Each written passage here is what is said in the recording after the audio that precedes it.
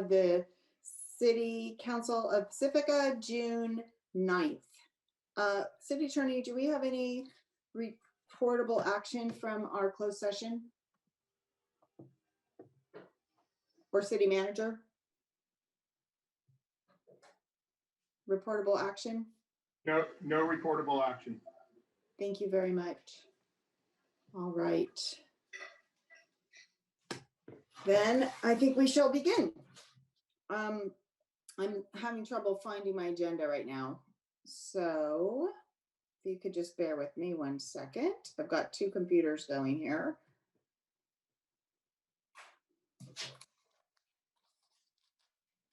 City Manager, could you, oh, here it is. I think I have it. Sorry. Please bear with me. Technology. Okay. All right, here we go. Okay, so we'll have our call to order with our roll call. Councilmember Big Stick. Present. Councilmember Vatterloff. Here. Councilmember O'Neill. Here. Mayor Pro Tem Beer. Here. Mayor Beckmeyer. Here. And a salute to the flag led by Councilmember Vatterloff. I pledge allegiance to the flag of the United States of America and to the republic for which it stands, one nation under God, indivisible, with liberty and justice for all. All right, the consent calendar. We have an item to consider adoption of a resolution in support of extension of the California Tenant Relief Act, which affords statewide eviction protections to residential tenants beyond the current June 30, 2021 expiration date, and the consideration is to direct the city manager to send a letter of support to the governor and California state legislature to extend the statewide residential eviction protections. Councilmember Vatterloff has her hand up. I'd like to remove that from consent for discussion. Okay, so we'll put that on our consideration item and we will make it consideration item 1. Is that correct, City Attorney? I don't know how the numbering goes. I think we'll do that. We'll make it consideration item 1 and then we'll have, go ahead. Mayor Beckmeyer, I think if a council member pulls the item from consent and it's the only item on consent, then you can see if there's public input on it and then the council can discuss the item. You don't have to relabel it as a consideration item. Oh, good. Well, then none of that officialness needs to happen. Let us go, shall we go and check to see if we have public comment on this item? Mayor Beckmeyer, yes. I see one hand raised. Okay, go ahead, please. Suzanne Moore, please unmute yourself. You may begin speaking. Thanks, Josh. Please direct our city manager to send a letter of support to the state and adopt a city resolution to extend the California Tenant Relief Act. My name is Suzanne Moore, Manor resident. Residents seeking assistance from the Pacifica Resource Center increased during the pandemic. In April of this year, the PRC provided food to 808 individuals from 402 households, prevented homelessness for 8 families, and provided homeless services for 48 households. This increased use of our safety net institution shows it is clearly too early to end the eviction moratorium. Bottlenecks to SB 91 debt relief have occurred in both outreach for application support and disbursement of funds. Employment has been slow to regain prior levels. Many workers have not returned to pre-pandemic levels of employment. We simply need more time to apply for debt relief, to receive funding, to return to work. Please petition the governor to extend the moratorium. Direct city staff to draft a city eviction moratorium that lasts until employment returns to pre-pandemic levels, and advocate to improve both outreach of SB 91 applications and disbursement of fundings. We depend on your leadership to see Pacifica into an equitable economic recovery. Thank you all so much for putting this on the agenda this evening.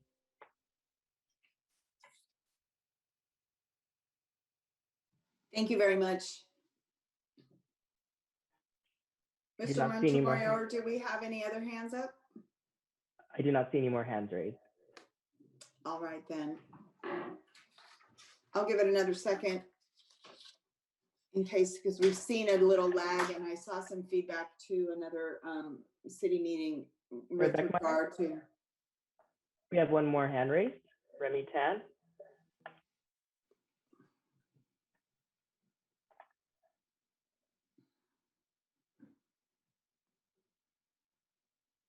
Okay, Remy Remy Tan, you're now Tan. unmuted. Please go ahead and emerge. Hi, on the Remy, mic now. Remy Tan, Pacifica, Pacific Manor. I just wanted to echo what the previous speaker said. We do need to make sure that all of the eviction moratoriums extended, but we also need to make sure we take care of the small landlords who have been also bearing the burden of not getting rent paid if their tenants were out of work during this time. So please, petition the governor, make sure that both tenants and landlords are treated fairly and covered for this kind of extenuating period. Thank you. Thank you very much.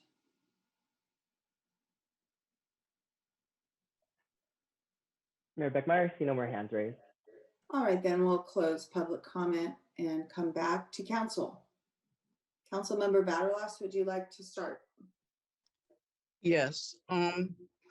My feeling on this is that we are no longer in the urgent situation. But I would like to specify to the governor that this, the SB 91 is very difficult to manage. There's a lot of funds left in that fund that need to be extended, and they need to change the system so that it's easier for people to apply and receive the money. Today in the county meeting, they said there's 72 million, and of that 27 has been spent.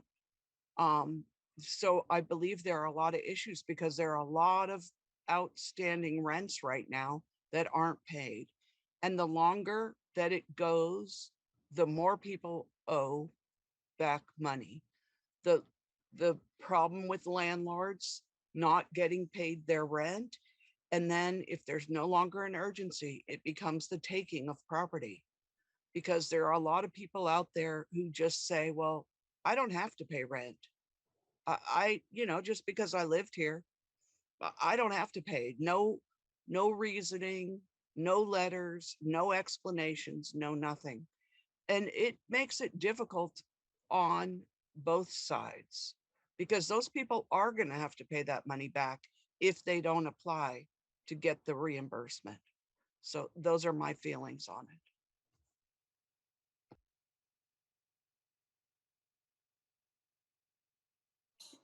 Thank you very much. I want to add something myself on this. I was doing a little research and I discovered for our county, to echo what you're saying about the issues with implementation, our county was awarded $47 million from SB 91. And to my understanding, 24 million has been requested, which is about half, and that seems pretty reasonable given the intent and purpose of the funds. However, only 1.5 million has been funded. So 24 million in request, 1.5 in actual money. And that it does reinforce the concern that there's a bottleneck, that there's a breakdown, that there's onerous paperwork requirements, or I don't know what the issues are, but I would certainly want to urge the governor to apply all due haste to figuring out how to get the money in people's hands. I think that's about all I have to say at this point anyway. My council member O'Neill has his hand up. Right, I just really basically wanted to echo is I do think you know, there still is a problem. There are still people being laid off, and that rental assistance is needed. But I mean, I've been told that it takes 3 hours to fill out the paperwork and for a tenant to apply for help. And I think that's kind of ridiculous. So I think with some improvements, I mean, we all know what happened at EDD. There's still people are getting their social security checks before they get their unemployment checks, you know. And I think it's a system bottleneck that needs to get fixed. So I would support the moratorium, the resolution as stated. So that's all.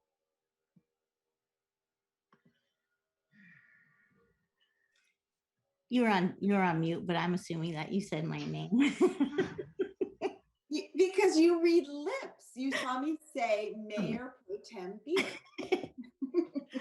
I'm going to agree with Councilmember O'Neill and also agree with the information about SB 91. You know, in order for like the small landlords to get their money, then there has to be an easier way to get that. So maybe we can actually add something to the letter in support of the in the resolution to extend the California Tenant Relief Act, but maybe we can add something about SB 91 in there as well, so that at least we can state that we feel strongly about that to try to fix it so that money can actually be dispersed and then it can be an easier process because there is money available and maybe, yeah, it just needs to be an easier process. But I would like to send a letter to the governor in support of the extension. And I saw something today about our county board of supervisors that they're also going to be looking at extending the moratorium. So we'll see what happens at the county level as well. Thank you. Councilmember Big Stick. And Mary, they already agreed and voted on this shit last night. Oh, they did? Okay, great. Thank you. I agree with everything everyone has said. I was curious as I was reading the resolution, the last whereas kind of sums up why people have the inability to pay rent, but what hasn't been mentioned is that a lot of people have not been able to go back to work yet. And so I was just wondering if it might be appropriate to also insert a whereas people are not yet able to go back to work yet and therefore can't pay their rent yet. And after that, I definitely encourage the state to make the process easier so that people can get their payment. And for that matter, there might need to be more of an educational component also. I don't know across the board if I'm of the understanding landlords can apply for the money as well. And I'm not sure if that understanding is as robust as it should be. Thank you. Okay, so it seems like we're in agreement. The question is about adding. Councilmember O'Neill has his hand up. Yeah, I was going to make a resolution, but amend the resolution to ask that the program be simplified and less paperwork, and some of the recommendations I think the Board of Supervisors did yesterday. And I'd like to move to adopt a resolution in support of extension of the California Tenant Relief Act, which affords statewide eviction protections to residential tenants beyond the current June 30th, 21 expiration date, and directing the city manager to send a letter of support to governor and the state legislature to extend statewide residential eviction protections, including recommendations for less paperwork and some of the improvements mentioned by the Board of Supervisors resolution last night. Yesterday. I'll second that. If I could ask for a clarification before vote.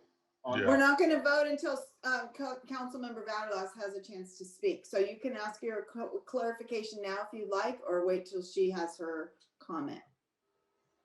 What I was wondering is, does that motion mean to direct me to revise the resolution with additional whereases, you know, about the simplicity of administering the program, but also looking at some of the county ones? Or does it mean to adopt the resolution as is, and then in the letter that we send, I include statements to that effect, or both, I guess?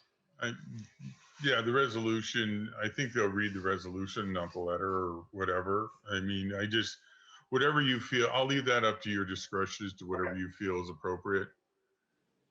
Yeah, so, Okay. so we'll interpret the motion as directing me to include those kinds of additional whereases in the resolution. Yeah.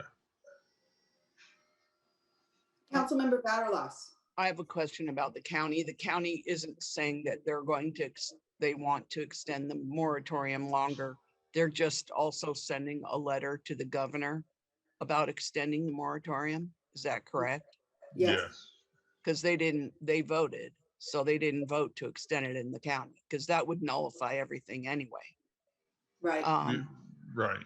But they voted that they're encouraging the governor to extend it beyond the June 30th date. Okay.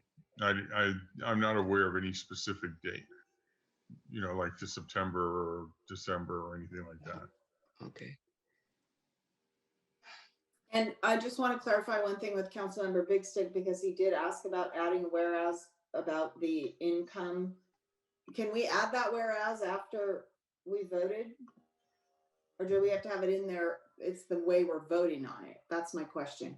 Yes, it needs to be part of the motion. So if the maker of the motion would accept that friendly amendment, that would be an additional whereas clause. And then we would ask the seconder if they accept that amendment. Yeah, I'm okay with that. How about the seconder of the motion? Yes. Great. So I that is think now added to the motion. Then we can vote. Because we have a motion and a second. Correct. Okay. Councilmember Big Stick, Yes. Councilmember Batterloss, No.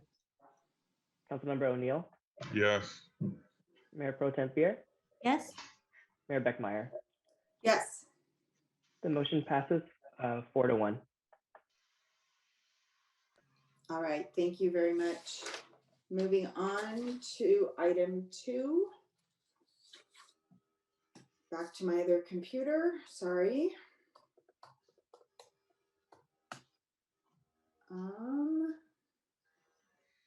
We have a consideration item, Beach Boulevard Infrastructure Resiliency Project Phase 1 completion. And we are going to have a staff report.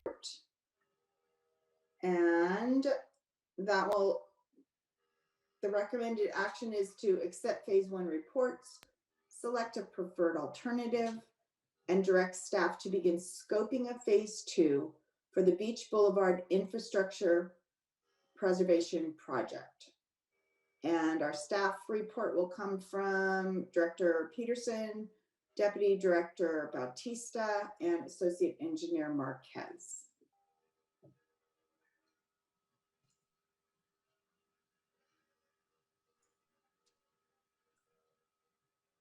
Thank you for the introduction, Mayor Beckmeyer. Aaron, if we could share the PowerPoint, we can jump right into the staff report. Mayor Beckmeyer, Yes. don't we usually have some kind of instruction for the community about how to work the meeting?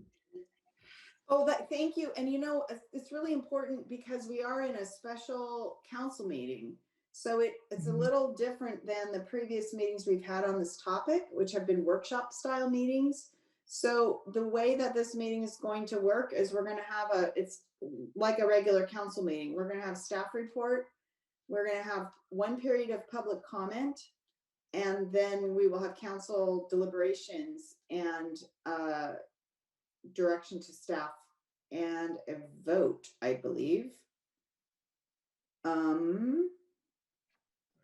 It also, being this is a special meeting and there is no oral communications, only comments to the items that are on the agenda. Right, exactly. Thank you, Councilmember O'Neill. And also simple instructions on how to call in from your phone, or the simple COVID instructions. I don't think we're read. I don't have that in front of me. Mr. Montemayor, do you have those instructions? Yes, I can go ahead and read it for you, Mayor Beckmeyer. Thank you. Sure. For the Uh-oh. I lost the audio. Sorry about that. Again, to the members of the public, to provide public comments, live verbal public comments may be made by joining this Zoom meeting. The Zoom information access is available on the agenda. If you are calling in this evening, you may press *9 to raise your hand. Otherwise, if you're joining us via Zoom, you can just use the raise hand function when we reach the public comment period for the agenda item. I will call on you to speak by name, or if you are calling in, I'll provide the last 4 digits of your phone number. Please remember to clearly state your name for the record at the start of your public comment. That's it.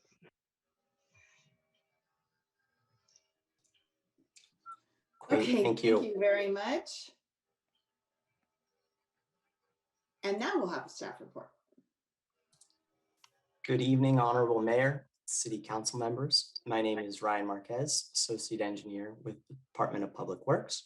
With me this evening, I have the Beach Boulevard Infrastructure Resiliency Project team with members from GHD as well as ESA and other pertinent departments within city staff to help answer any questions that may come up. The item before you this evening is to accept phase 1 reports, select a preferred conceptual alternative, and to direct staff on moving forward with the Beach Boulevard Infrastructure Resiliency Project. Next slide, please.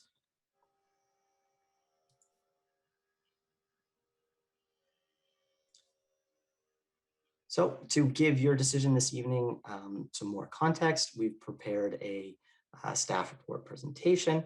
And within this presentation, we will do a brief overview of the project as it stands today, an overview of the outreach efforts and methods used. We'll highlight some common public feedback we heard throughout our outreach efforts, and then we will review the 3 major technical documents of this phase of work: the existing conditions report, the multi-hazard risk assessment, the alternative analysis report, and then we will conclude with discussing some key items for phase 2 and staff recommendations. Next slide, please. So project overview. Just in case we have anybody new joining us this evening and is not familiar with the Beach Boulevard Infrastructure Resiliency Project, it is located in the northern portion of Pacifica on the western edge of the historic Sharp Park neighborhood.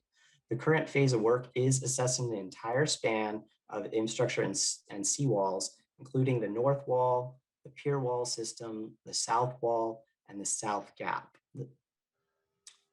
The north and south seawall were built in the 1980s, and the pier wall system was built in the 1970s with rehabilitation in the 1990s. The north wall has had several failures over its lifespan. Coupled with the sea level rise outlook, as well as the north and south wall coming to the end of their useful life, the project need is apparent. Next slide, please. Just a reminder of this project, this project's goals are to replace the current seawall and outdated infrastructure, to build climate resilience into one of the most vulnerable segments of the city's shoreline, to improve public access and use of Beach Boulevard Promenade, and ultimately to create a multi-benefit solution to protect public infrastructure, recreational activities, homes, businesses, and the community at large from further coastal erosion impacts. Next slide, please. Just a quick reminder of how this project is currently broken down. We currently have it broken down into 3 different phases. The first phase, which we are at the tail end of now, is the preliminary planning and feasibility phase. The culmination of this phase is identifying a preferred conceptual alternative, which can move into phase 2, which is design and permitting, where a lot of the more nitty-gritty details will be designed into the plan. Phase 2 will culminate in construction-ready set of plans, specifications, and permits that will then move the project into phase 3, which is the construction. Just a reminder for the phase 1, we had 3 main technical documents that were produced for this phase. Those were the existing conditions review, which of course reviewed existing conditions of the site, the multi-hazard risk assessment, which looked at future conditions of the site, and the alternative formulation and ranking, or alternative analysis report, which detailed various alternatives to provide solutions to this area. While producing those 3 technical documents, the project team held 4 community workshops from September of 2020 to April 2021. And meanwhile, we had online engagement as well as information sharing. And I'll get more into that in just a minute. Next slide.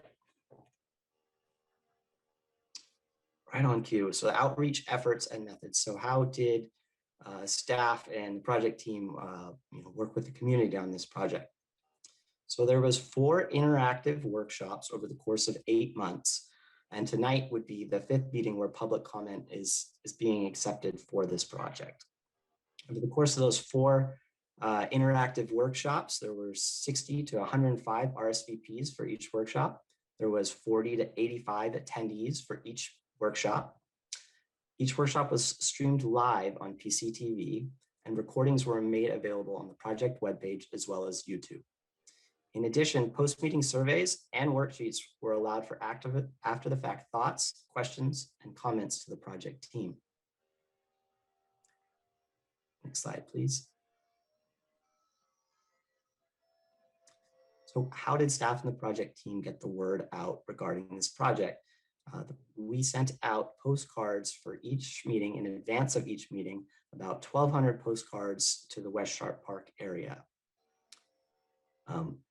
We also installed physical signage along the promenade and pier to direct folks to the project webpage and to give a short description of this phase of work. Additionally, there was constant social media blasts on Twitter, Nextdoor, and Facebook. Additionally, there was several notifications within Connect with Pacifica, the city's e-newsletter. We also increased we amplified the notifications by utilizing the council ad hoc subcommittee that was comprised of Mayor Beckmeyer and Mayor Pro Tem Beer. This all led to a stakeholder list of over 300 emails who were constantly updated regarding the project, upcoming workshops, meetings, and documents that were available online. Next slide, please. So in addition to those workshops, there was a constant opportunity to get involved in this project online. There was an online interactive map-based survey that we did during the existing conditions report as seen on the right of this slide. It received 191 respondents with 830 map responses, where respondents were able to pick places that they utilize, show areas they believe need improvements or were areas of concern, and areas that they may use for parking and more. In addition to this online survey, the project webpage was updated throughout the project or this phase of work's lifespan. On this project webpage, staff and project teams shared project documents as they became available. Additionally, we posted workshop videos on the webpage. There was also a public comment form that was available 24/7 that many utilized. And lastly, staff made themselves available with contact info on the webpage that many utilized to reach out to staff with questions or comments or concerns.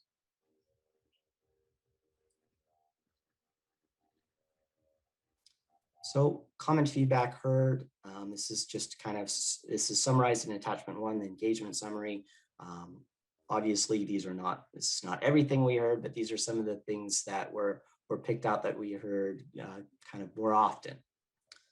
The project team heard that this project needs to ensure the protection of public safety, infrastructure, recreation, property, and economic investment. We heard concerns regarding the funding of the different alternatives. We heard concerns regarding the permittability and the alignment with other city efforts.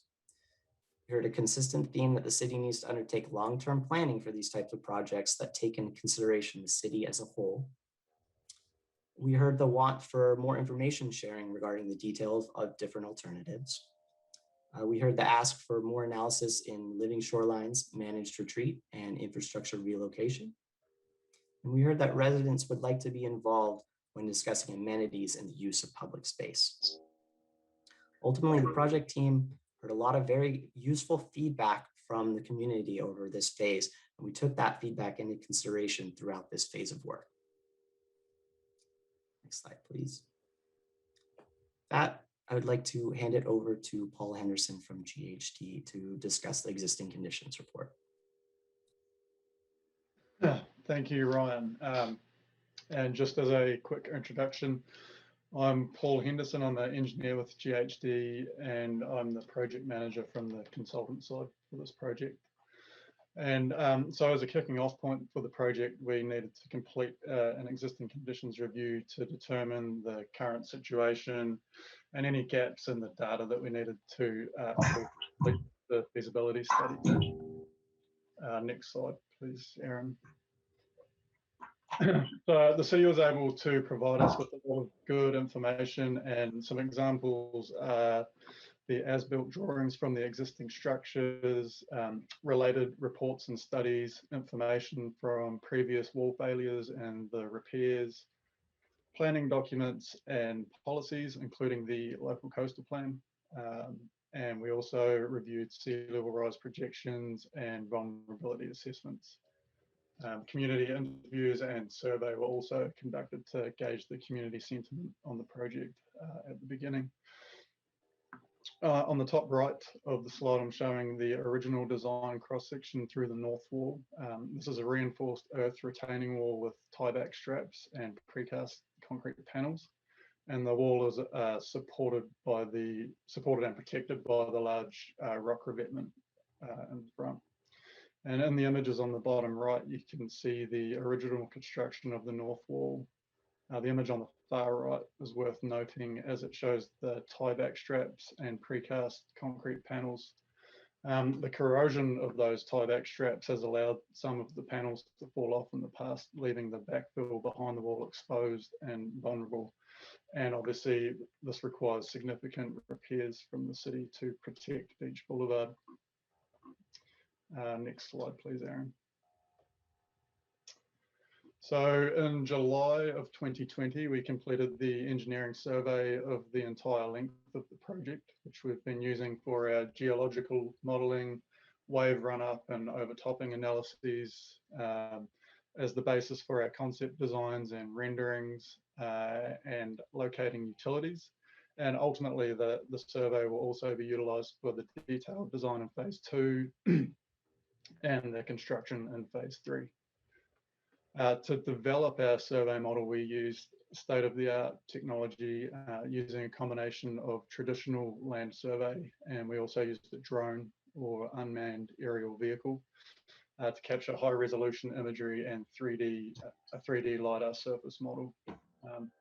The image on the slide here is from our 3D model, which has been extremely useful throughout the project and also in peer work also. Next slide, please.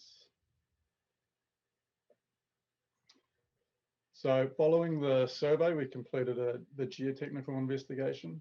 The reason for this investigation is to get a picture of the ground surface, the ground below the surface, and take samples, which we then use to determine parameters of the materials and build up a geological model, which we then use in our design and our other analyses, such as designing the diameter and the depth of piles for various structures, or determining what scale depth we need to allow for in front of the wall or in front of the structure.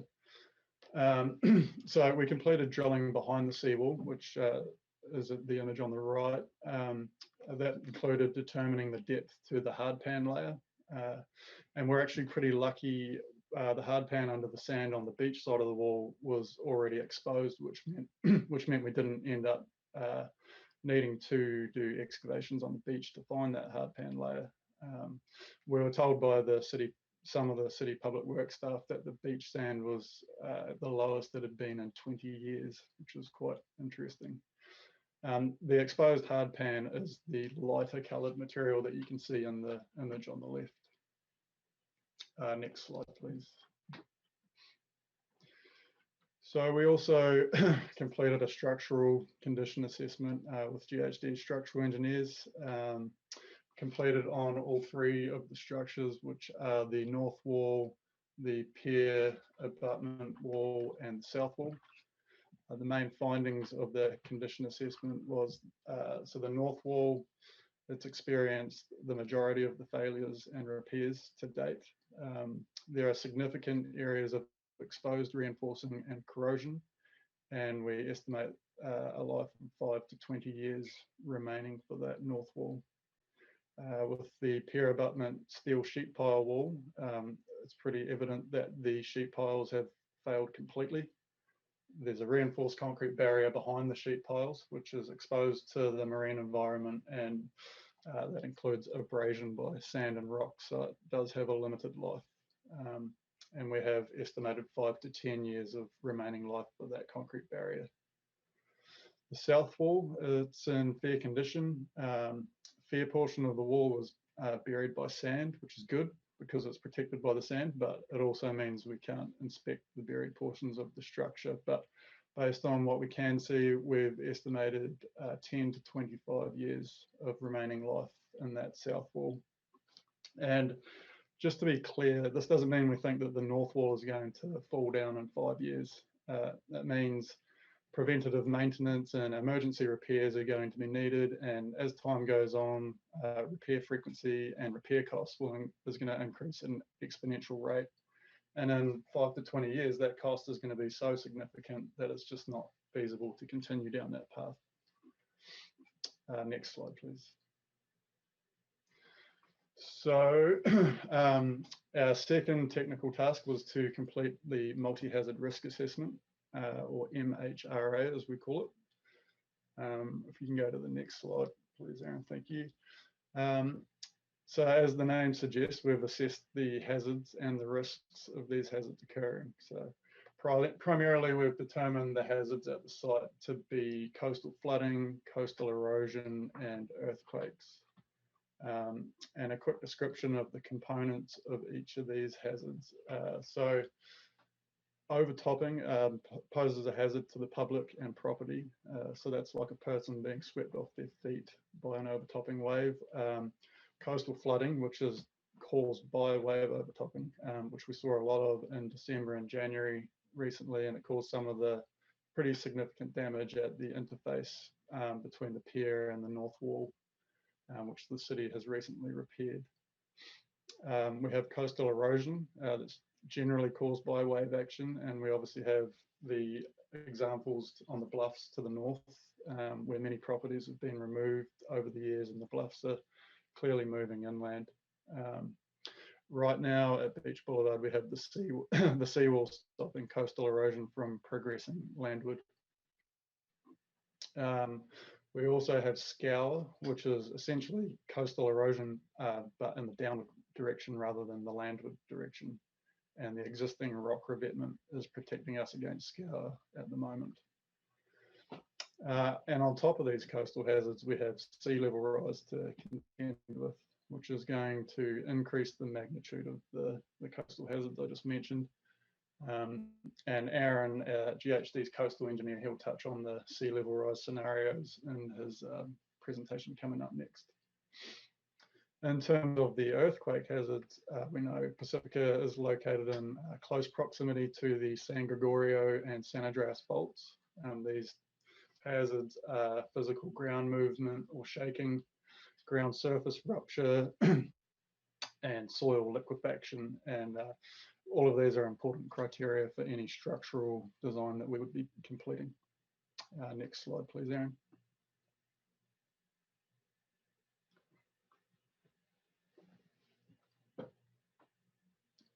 So we also analysed the risk of these hazards occurring. Basically, what are the consequences of these hazards? And one of the tools that we used to analyse the risks was to run a hypothetical scenario, and that was what would happen if the current shoreline protection was not repaired or maintained from this point forward. We call this our no project alternative. What we found in this risk assessment is that Beach Boulevard shoreline, if the Beach Boulevard shoreline is left unprotected, we can expect the complete loss of Beach Boulevard itself by 2030, the loss of approximately 50 buildings by 2050, the loss of more than 160 buildings by 2100. We'll also lose utilities and other infrastructure, which will require significant relocations. And very significant is the complete relocation of the sewer main from Beach Boulevard to Palmetto, and that would require a new pump station to be constructed. There would also need to be street reconfigurations and a number of other critical utility relocations. And if the shoreline is not protected, we also need to consider the pier. Is the pier removed, or do we need to extend the pier landward as the shoreline recedes? Ultimately, we decided for this hypothetical scenario to analyse the removal of the pier sometime after 2030, because access from the shoreline would be gone at that point. Pier removal would obviously have significant costs, both financially and socially. So in the MHRA, we analysed high-level economics of the consequences of the no project scenario. Before I present the values of that, the dollar values of that, I'll share some of the key assumptions. So all of the costs shown here are in 2020 dollars. These cost estimates are at feasibility level with appropriate levels of accuracy and contingencies. And at this stage, we've simply assessed the costs. We have not considered who might pay for these items or how they might be funded. We're just determining the costs. Next slide, please.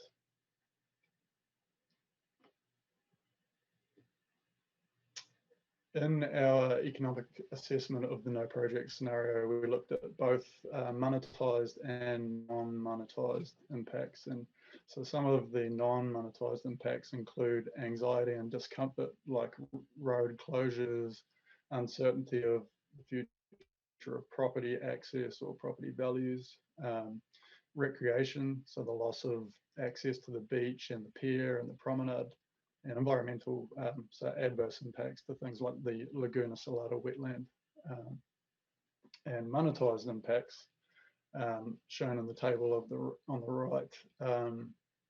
We have primary impacts. An example of this is a $30 million relocation for the Beach Boulevard sewer main and replacement of the Sharp Park pump station. And then secondary impacts such as business interruptions and debris cleanup after events. So the total monetized impact for the no project scenario is over $300 million out to year 2100. I'd just like to point out that in the table, we're showing 4 planning horizons. This is to tie in with some of the timeframes that we've been using in the long-term planning considerations. The alternatives assessment, so the design alternatives assessment that Aaron is going to present to you, it looks at a design life of 50 years. And so that 50 years slots into the 2050 to 2080 planning horizon that you can see in the table. So we do that so that we need, because we need to compare apples with apples. So we're only comparing planning horizons 1 through 3 with the design alternative costs. And for the no project scenario, that's about $240 million out to planning horizon 3, or yeah. And the detail of these estimates are all in the MHRA report, which is available on the City Project website. And with that, I will hand you over to Aaron to discuss our design alternatives and analyses. Thank you.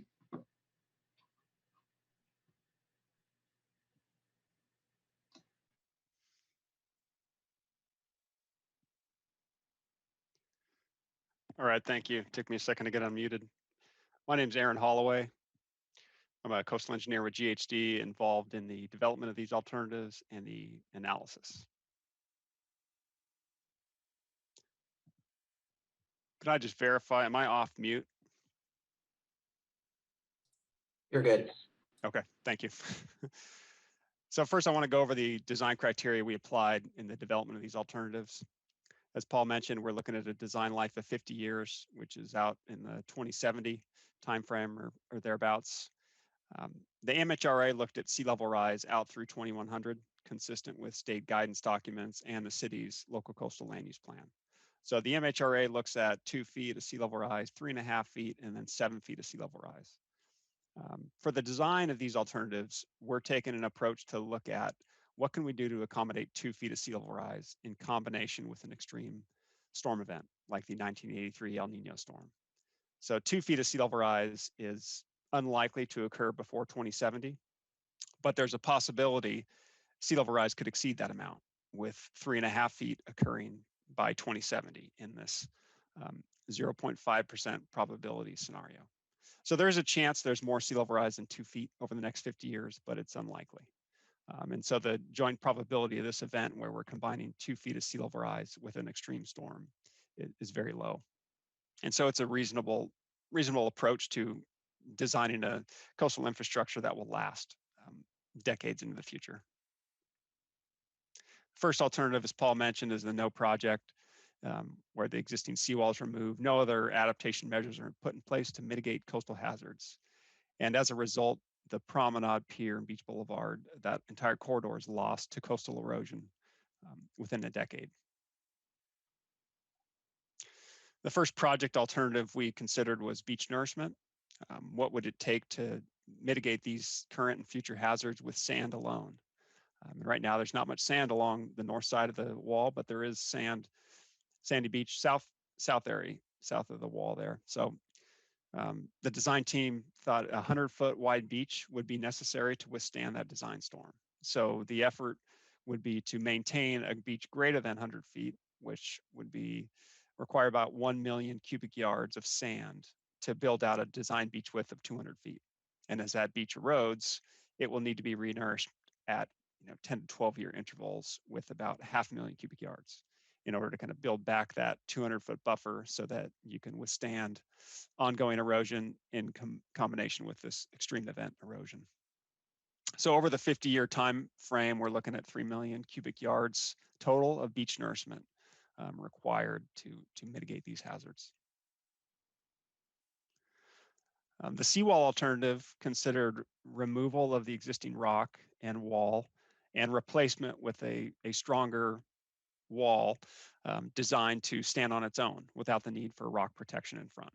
And so the resulting concept was a 5-foot diameter reinforced concrete pile wall. So these are 5-foot diameter piles drilled in series along the existing wall alignment with a cast in place pile cap. And to mitigate overtopping hazards in that design criteria scenario, the crest elevation would need to be higher than the existing wall in some locations. We're looking at a crest elevation of 30 feet based on the preliminary design work. And so in some cases, especially immediately north of the pier, that's an increase in wall height of 4 to 5 feet. So the overall pile length is 70 feet. So these go a considerable distance underground because we don't have that rock scour protection, limiting scour in front of the wall. The rock revetment alternative considers removal of the existing rock and replacement with a much larger structure. So we'd use 8 to 10 ton armor stone, which has a diameter of about 6 feet for each stone. And so this rock would be placed up to the top of the existing wall. So it would extend much higher than the existing rock does. And it would also need to have a crest width sufficient to mitigate overtopping and wave run up. So that crest width would not only be as high as the existing wall, but it would also extend out seaward about 20 feet. And so the result would be a much more massive rock structure than you see out there today, with an overall footprint of about 85 feet to get it keyed into the hard pan. The last alternative considered, the other alternative considered with beach nourishment was evaluating if we included sand retention structures offshore to dissipate wave energy and thereby maintaining a stable and somewhat less energetic zone in the leeward side of these structures. Would that reduce the volume of beach nourishment required? And so 2 concepts were laid out. One was a low crested breakwater, which has an offshore element that's just parallel to the shore. And then we have a multi-purpose reef configuration, which is what we have shown here on the right. And the intention of both of those would be to have a significant amount of shore parallel structure that dissipates wave energy. And so the benefits of that are that you get a more stable beach behind these structures and less beach nourishment over time. Because if without these structures, the waves and water levels and currents disperse that beach nourishment material up coast and down coast and offshore. But with these structures, they help retain sediment, in this project area over a longer period of time. And as a result, only 2 million cubic yards of sand are needed throughout this design life, is what has been estimated at this stage, rather than the 3 million that would be required with beach nourishment. So the main drawback with these structures is the cost and quantity of stone required to build these offshore reefs. And so after consideration of those alternatives and the pros and cons of those, we developed a hybrid alternative, which sort of pairs together a few of these concepts in order to save costs, but also improve the design and performance of the system. So the hybrid concept includes a seawall at the back end. So this is a similar technique where there's reinforced concrete piles driven in series behind or in alignment with the existing wall. But the diameter is less. So we're looking at 36-inch diameter piles rather than 5-foot diameter piles. And they don't have to go as deep because we're including a rock scour protection feature. So the rock scour protection acts similar to the way the revetment does today, in that it helps dissipate wave energy, but also helps prevent extreme lowering of the bed in front of the seawall. And therefore it limits the cantilevered height. And as a result, there's a significant material reduction or quantity reduction in the concrete required for the wall. And in addition to this, there would be a beach nourishment component in order to maintain the recreational benefits and also provide just more sediment to the system to help offset the long-term trend of erosion that's been observed at the project site. But noting the difficulties in beach nourishment are, the performance of each fill is dependent upon waves, water levels, some of the sediment characteristics, and is therefore somewhat unreliable when you're trying to achieve a specific design criteria over a period of time. So beach nourishment on its own has a hard time achieving reliable design criteria, but this alternative has been designed to stand on its own, even in between or without beach nourishment. So the combination of seawall and rock revetment would be designed as if there were no beach nourishment there. But of course, the beach does help dissipate wave energy and is an effective storm reduction technique, and is widely used throughout the country for that reason.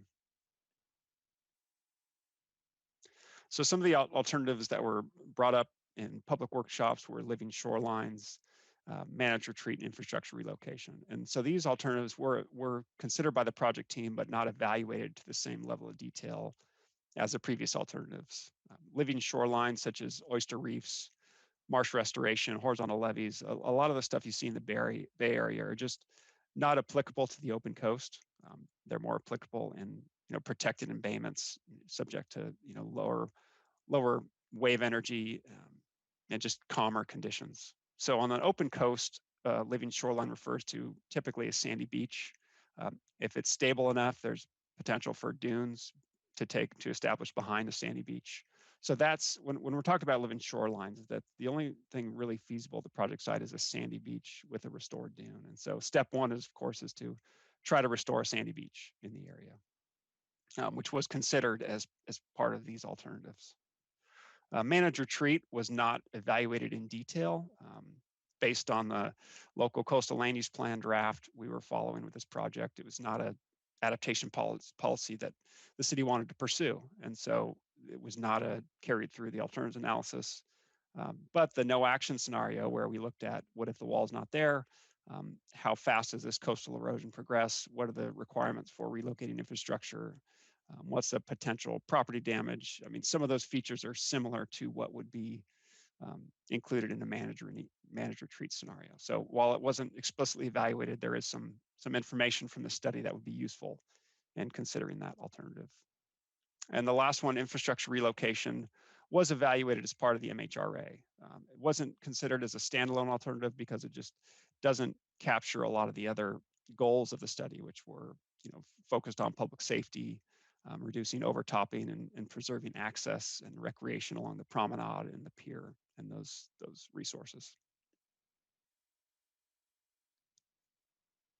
So this slide presents the costs that were brought into the alternatives analysis. So we looked at initial costs, O&M costs. O&M refers to just the ongoing maintenance of these alternatives. Decommissioning refers to the removal of these structures at the end of their permitted design life. And then also mitigation fees associated with some of the impacts where we would anticipate mitigation requirements to offset, added footprint on the beach or other impacts from the project. So some of the notable things there are the no project is the most expensive due to the costs highlighted by Paul. Beach nourishment has the highest O&M cost because of the amount of material required throughout this design life and the requirement to have 500,000 cubic yards placed every 10 years or so. Seawall has about $120 million design life, with the bulk of that being the initial costs. Rock revetment has the lowest estimated cost. Initial costs around 50 million, but it would have a significant mitigation fee due to the high or large footprint on top of the beach that would be required for that type of structure. And then the sand retention was also a expensive option, with the initial costs, being the highest for those offshore breakwaters and reef structures, along with the high O&M cost to continually bring in sand for that option. The hybrid alternative had an estimated life cycle cost of about 114 million. The bulk of that is the initial cost to build the seawall with the rock scour protection and then the initial beach nourishment fill. This alternative does include some budget for follow-up nourishments, and that's the 29 million there for the operation and maintenance costs. So we took a lot of this information and we wanted to find out a way to evaluate and compare these. And so we relied on a multi-criteria analysis, and the criteria was developed based on, in part, the public feedback. And this is an example of the public workshop question, and that asked whether the risks were most important to the attendees. And we had overtopping and flood risk is by far the most important, but economic risk and environmental risk were also, key criteria that the community wanted evaluated. And so rather than looking at strictly cost and benefits, we wanted to look at all these different facets of the project. And so we took 13 criteria and we organized them into 3 categories of technical performance, financial, and environmental criteria. So the weighting and scoring occurred in these interactive workshops that took place with 13 members made up of different expertise from the city, different consultants, and we had planners, we had civil and structural engineers, coastal engineers and scientists, environmental scientists, and people with construction management background, geotechnical, geology. So we had a real diverse set of attendees at these workshops, and they helped establish the category weighting. And so how important were each of these 3 categories in the total score, the criteria weighting within each category, and also identifying scores. The scoring of these criteria were assigned based on a scale of 1 to 5, with 5 being the best. And so these the scores were totaled up, out of a total of 100%, and we were able to compare them that way. This is an example, or this provides the criteria we looked at, and these were customized just based to align with the project objectives and the feedback received during these multiple workshops. So we have technical performance, which refers to the ability of each alternative to provide flood and erosion protection over the design life, as well as the reliability to be able to tolerate, maybe changes in sea level, a sequence of storms, something that was beyond the design criteria. Then we have operability, constructability, and sea level rise adaptability.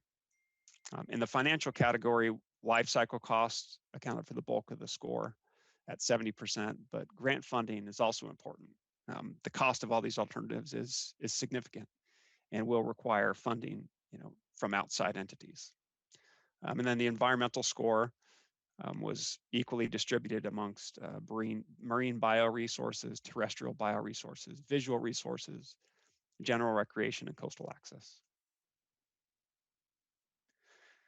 And so this provides an example of how these alternatives scored in the technical performance category. The technical performance category makes up 40% of the total score. The highest scoring alternative was seawall, but followed closely by rock revetment and hybrid at 34 to 35%. The key differentiators were reliability. The structural alternatives offered more reliable and adaptable coastal protection when considering changes in dynamics like ocean water levels or series strengths of storms. If you have a particularly strong El Nino winter, you're going to have persistently high water levels in addition to more energetic storms. And so these alternatives offer more protection from that regard. In the financial category, we have rock revetment and hybrid scoring highest. Rock revetment, as we discussed, had the lowest capital cost and lowest O&M. The hybrid has a higher cost than rock revetment, but also is more eligible to different funding sources given the range of elements that make up the hybrid, such as beach nourishment. And so that the life cycle costs account for the bulk of that, but the hybrid also scored well because of the potential grant funding there. In the environmental category, we have the beach nourishment and sand retention scored highest due to the potential benefits in restoring and preserving marine biological resources, and also the recreation and visual benefits of a wider sand beach. And so the high scores in these beach nourishment sand retention alternatives led the project team to consider beach nourishment as an element of the hybrid, and a key element because of these benefits, multiple benefits associated with beach nourishment in this environmental category from habitat and ecosystem perspective, but also visual access and recreation opportunities offered by a increased sandy beach area. So when all those are totaled up, the highest scoring alternative was the hybrid at 83%, about 8 points higher than the seawall, and over 10 points higher than rock revetment and the other beach nourishment sand retention alternatives. The hybrid alternative scored well in all categories. The other alternatives seem to always have, there seemed to be one category where they came up short. So a key part of that was to evaluate the sensitivity of this scoring system. So we looked at both the scoring sensitivity and the category weighting sensitivity. The scoring sensitivity referred to a specific criteria. If the score was changed up or down by 1 point, that would typically change the overall score by 1 or 2 percentage points. And so we thought that, if I go back just a second. So in this case, the spread between hybrid and the next highest alternative was about 8 percentage points. And so that would require a significant changes in scores for both alternatives and for those two to become equal. So we felt confident that the sensitivity and the scoring would not change these overall rankings. And so the other thing we looked at was the category weighting. If you took the weighting of technical performance or financial or environmental, if you significantly increase those, then what would the outcome be? And so what we found here is we looked at 5 different combinations of these category weightings. The top one is if all categories are weighted equal at 33 1/3%. We have hybrid, clearly almost, 8 points out front there. If the next one down places a higher emphasis on environmental criteria at 60%. So in that case, hybrid is still the favorite, but you see beach nourishment, starts to outscore these other alternatives. If financial is the most important, hybrid again is the highest scoring alternative, but you can see revetment is now the second highest scoring. And if technical performance is the most important criteria or heavily weighted criteria, we still have hybrid as the leading alternative, but with seawall right behind it. So despite all this, different iterations, we're confident hybrid is the highest scoring alternative, even accounting for some of the sensitivity.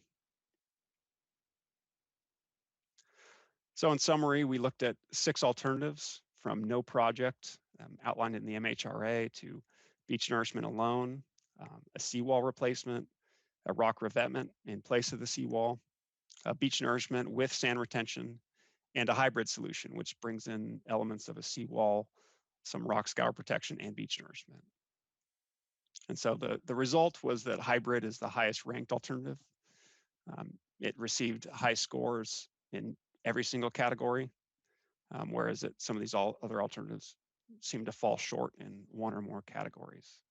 And so we're confident with this result and the feedback from the diverse range of panel members and people that weighed in on this process that hybrid is the highest scoring alternative and has the best chance to meet the project objectives. So a GHD's recommendation as a result of the summary is to select the hybrid alternative to carry into phase 2. Because it was the highest scoring through that process. It provides a multi-benefit solution that meets the project objectives for reliable infrastructure protection, public safety, and preserving coastal access and recreation. And the hybrid also received positive feedback from our latest public workshop and also in preliminary outreach with regulatory staff at the Coastal Commission.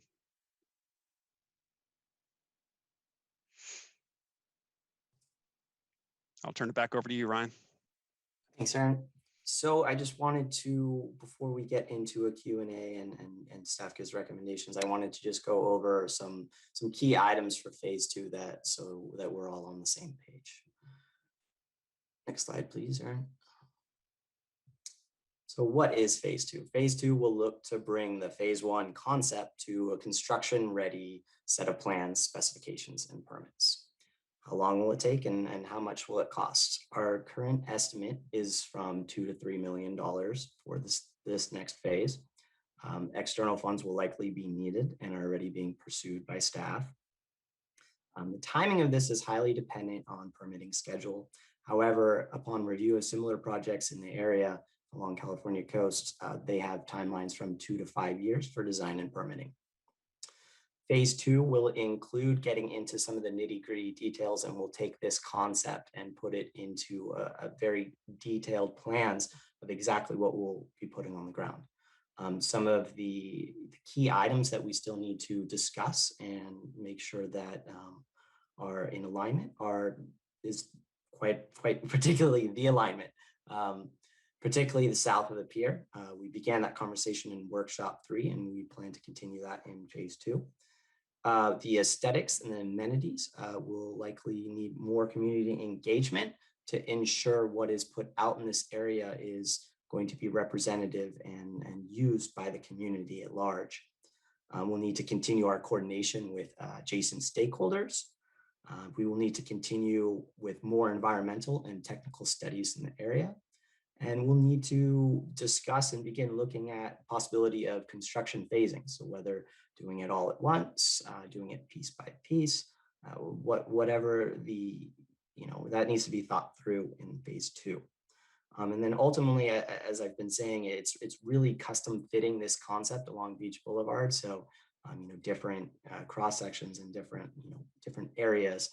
So it's taking this concept and making it custom fit to the entire Beach Boulevard corridor. Next slide, please.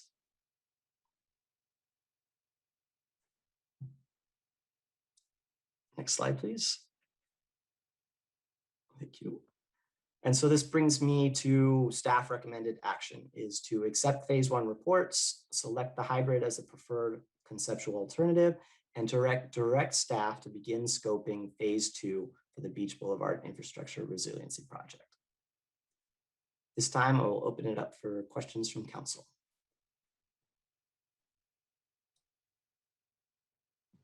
Thank you very much for the presentation, staff and consultants. We will have council questions and we will be doing our public comment as well. So are there questions that council members want to lead off with, have specifically in regard to what was presented or any of the packet materials that we received? Any clarifications, or do we want to do public comment? Sue Batterloss, Councilmember Batterloss.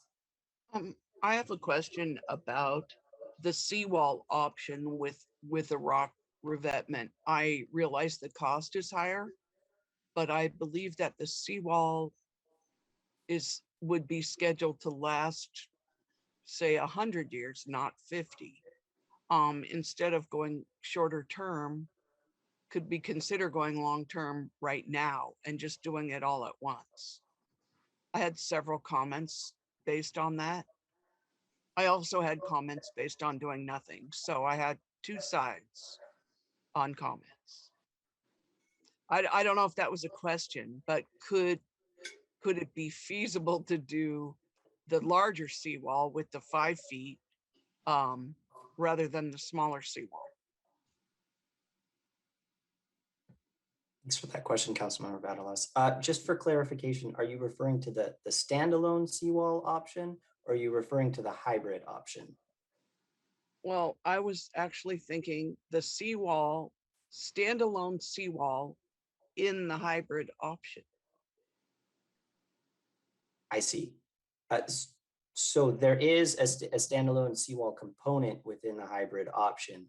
It's just that hybrid uses smaller diameter piles due to the rock scour protection that they're proposing to put in. Does that make sense?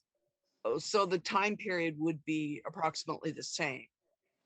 So the design life for all their alternatives was 50 years, 50 but I years, will okay. I will ask Aaron or Paul to maybe discuss why 50 years was chosen and if there is the possibility for extending that. Yeah, sure. I would just add that the design life of 50 years is not indicative of the materials proposed. You know, the concrete seawall could last much longer than 50 years. You know, if you look at a lot of coastal infrastructure, it can last, you know, up to 100 years if properly maintained.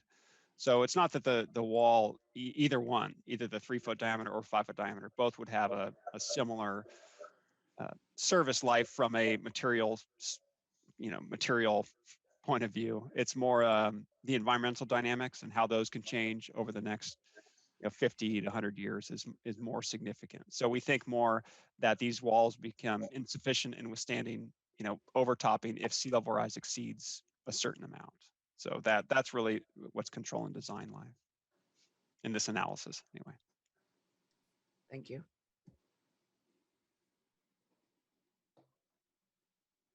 Other questions or comments, clarifications from council? I would prefer going to public comment because I'm sure that there's going to be plenty. Yeah, me too. Thank you. All right, in that regard, we do have at this moment 46 attendees for this meeting. Therefore, I'm going to limit public comment to 2 minutes per person. I see so far, it's pointless to count because they're going up, 7 people so far. So we may as well go ahead and get started. Mr. Montemayor. Thanks, Mayor Beckmeyer. While we go ahead and reset that clock to 2 minutes, I'll just make a friendly reminder for our attendees who might have joined us later that those wishing to make a public comment to please use the raise hand function to speak. You will be lined up in order. Also, if you're dialing in, please remember to press *9 as your raise hand function. I will call on your name or the last 4 digits of your phone number when you're up to speak. Before you begin your comment, please remember to clearly state your name for the record. And as the mayor has mentioned, each speaker will be allotted to 2 minutes. Our first speaker this evening is Vicky with an I. Next up will be Stephanie Robbins. Vicky, I'm going to unmute you now. Please remember to unmute yourself before you begin speaking. I'm assuming you're speaking to Vicky Sundstrom. You've done outreach to less than 1% of the population that lives in Pacifica, and 55 people decided what happens on the seawall seems very unreasonable. I think that's all I really have to say, but it does not seem right to just have the people that live at Sharp Park decide what happens on the common shoreline that we all use.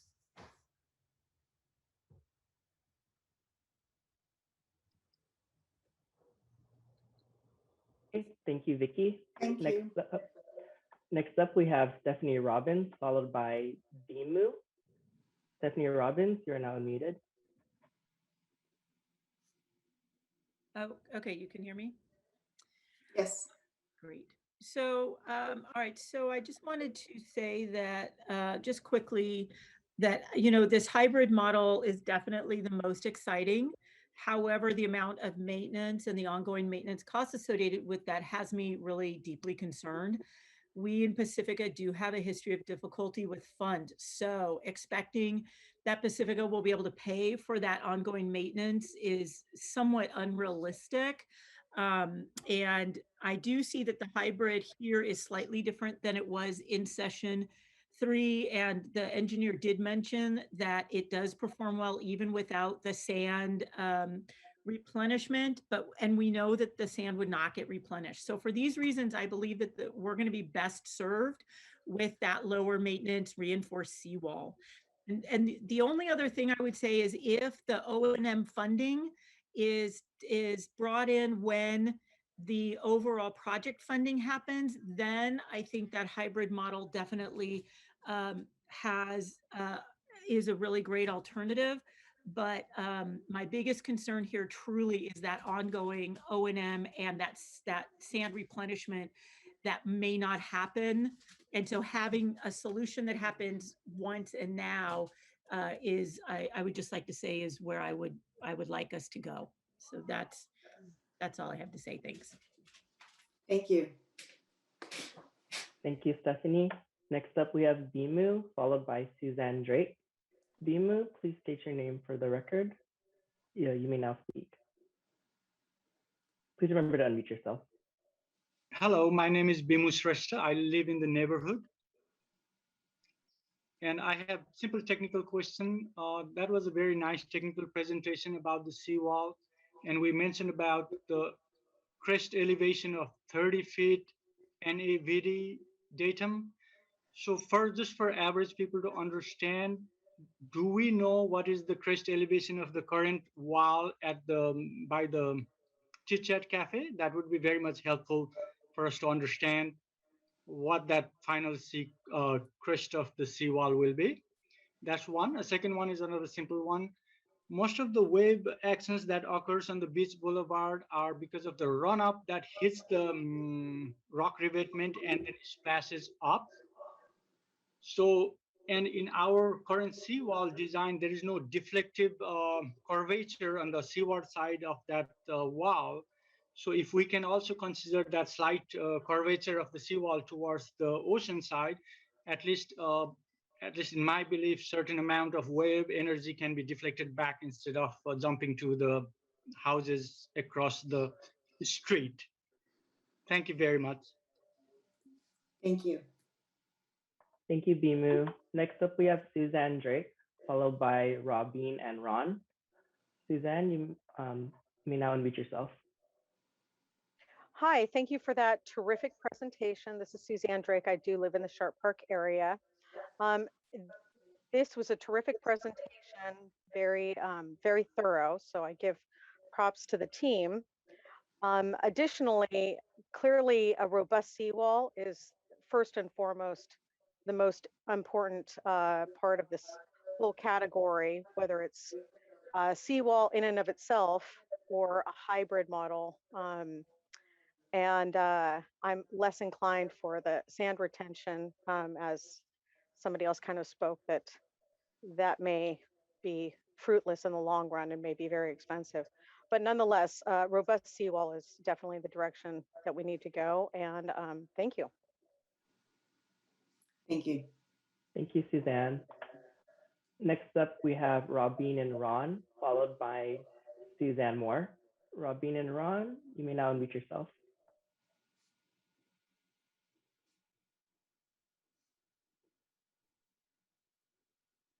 Robin and Ron, I see you unmuted, but your audio is not coming through.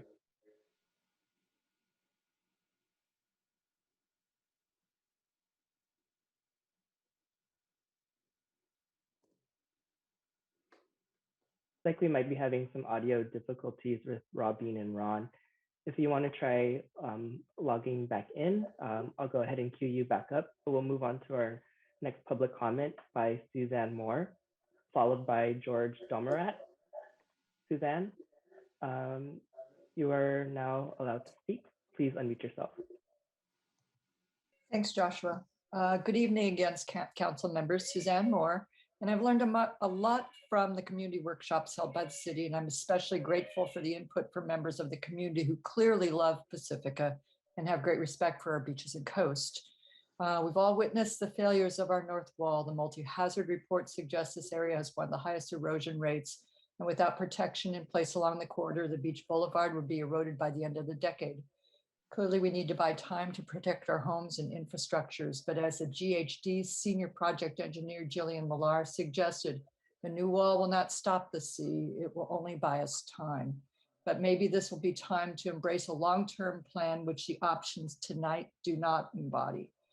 I'm concerned that the suggested plans are not consistent with the city's current general and local coastal plans as I understand them. And I'm amazed by the projected cost without some guarantee of funding. I have a feeling that others in the community have already suggested that we select a smaller alternative plan to address the North Wall, which is most at risk, and create a long-term plan which will include relocating city infrastructure from the hazard zone. Thank you. Thank you, Suzanne. Next up, we have George Domerat, followed by Margaret Goodale. George, you may now speak. Please unmute yourself. Yes, good evening, everyone. So what I was looking for in terms of the analysis criteria was what I call a resiliency criteria. And it may be buried in what you say is the reliability criteria, but here's kind of where I'm looking at it from. And that's when there's an extremal event that could even exceed design criteria, which one of those alternatives is the most resilient? Which one is the easiest to repair? Which one still gives a level of protection for the rest of that storm season? So it may be that's what you're calling reliability, but I'm not sure. Living shoreline, a dune system, vegetated dune system is a living shoreline, but the dune does a lot more than just grow seaweed and seagrasses on it. And that is that the dune system can act as a significant storage area for sand during those extremal events. So it's really a structural component and really shouldn't be considered only a living shoreline component from an environmental side.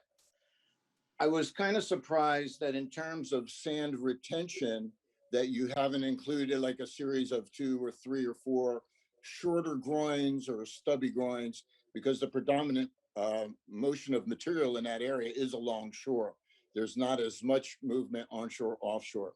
So those groins can help hold the material and would be a lot less expensive than the longer sand retention structures that you were showing. And the final component is when you go forward in this, I'd like to see more public involvement. I've been working with Half Moon Bay and the school system to try to develop a program where our community can be educated as to what's going on and how that responds, how the structures respond and so forth. So I'd like to see more of that built in. Thank you. Thank you, George. Our next speaker is Suzanne Moore, followed by Margaret Goodale. Suzanne, go ahead and unmute yourself. I think Suzanne Joshua, I spoke. She spoke already. Okay, sorry, I didn't lower your hand there. All right. Okay, then we have Margaret Goodale next, followed by Mark Hubble. Margaret, you're now allowed to speak. Please unmute yourself. Good evening. This is Margaret Goodale. I'm angry. By imposing the constraints of an LCP that has not been certified by the state, Council has made it nearly impossible for any contractor to find us a solution that will meet state requirements for approval. And that won't make funding easy. Doing nothing for the West Shark Park area is clearly not an option, but whatever we do, we must consider the people of future realities of sea level rise and of finance. And in addition to Shark Park, there will be erosion and flooding impacts along all 6 miles of our coast. Tonight's hybrid model seems to be intended primarily to enable a failed 40-year-old plan in Sharp Park for economic development. And perhaps it's time to reconsider that. Why not look at the option of replacing only the more vulnerable retaining wall north of the pier to provide temporary protection to allow us to work out a plan to move the pumps and eliminate the need to detour all that sewage from north of Maury Point down to Beach Boulevard, then pump it back up to Palmetto away from the threat of the ocean. Moving the pumps inland will ultimately be necessary no matter how diligently DPW does their repairs. Bigger storms and water rising more quickly are predicted, and if this council chooses to pretend that sea level can't rise more than 2 feet in the next 50 years, they're creating more risk for future Pacificans. Through the limitations imposed on GHD, council has cheated us of their expertise and the opportunity to reasonably consider how our town can truly be resilient and sustainable and survive beyond the immediate future. We need to discuss the serious erosion and flooding effects of sea level rise on all the lands of our small town. We can deny, and when do we discuss how to preserve and nurture this city that needs us? And how do we sustain things between the ocean and our beautiful green foothills? Thank you. Thank you, Margaret. Next up, we have Mark Hubble, followed by Adam Drake. Mark Hubble, please unmute yourself.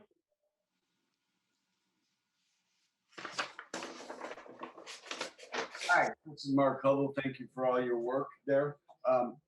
Over the last 3 meetings, I've asked what similar situations you've looked at, conditions similar to Pacifica, and was not really given any answer, or not a worthwhile answer anyways. But now you mentioned that you had worked with other groups in, I suppose, similar conditions to compile this. And I'd like to know who you worked with, what cities did you get that information, and why don't you think that we're entitled to hear what other projects are doing and what other people are thinking, in the same situation? I think I'm really disappointed in that. And also, is there access to these numbers, that you put together, especially the costs, how those were compiled? Because I couldn't seem to match up. Some of those didn't seem to skew with the other one. I mean, one was done in 10, the total was 10 or 20 years farther down than this one. So how do we access those estimates? And so that I'd appreciate those 2 things. One is, what other places did you look at? And by the way, when I was told Ocean Beach before, I don't know how similar Ocean Beach is, except on the south side. And as we all know, San Francisco's decided to retreat instead of building a seawall or something. So I think that's significant for us to know. So anyways, thank you very much. And I'll look forward to getting that information. Thank you, Mark. Our next speaker is Adam Drake, followed by Bob Ruth. Adam, you're now allowed to speak. Please unmute yourself. Yeah, hi, it's Adam Drake. I was actually going to follow up on something Sue Batterslaw said about whether or not there is an option for a stronger seawall in addition to the beach nourishment in that hybrid model. There was talk of, yeah, we only need 36-inch pylons, but what would the longevity of the seawall be if we put in those 60-inch pylons?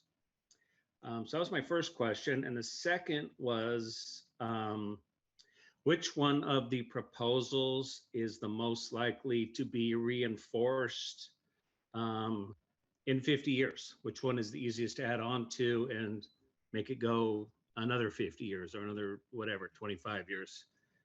That was it. Thank you. Thank you, Adam. Our next speaker is Victor Carmichael, followed by Tom Thompson. Victor, you're now in mute. Please unmute yourself. Yeah, I wanted to go back to the money issue.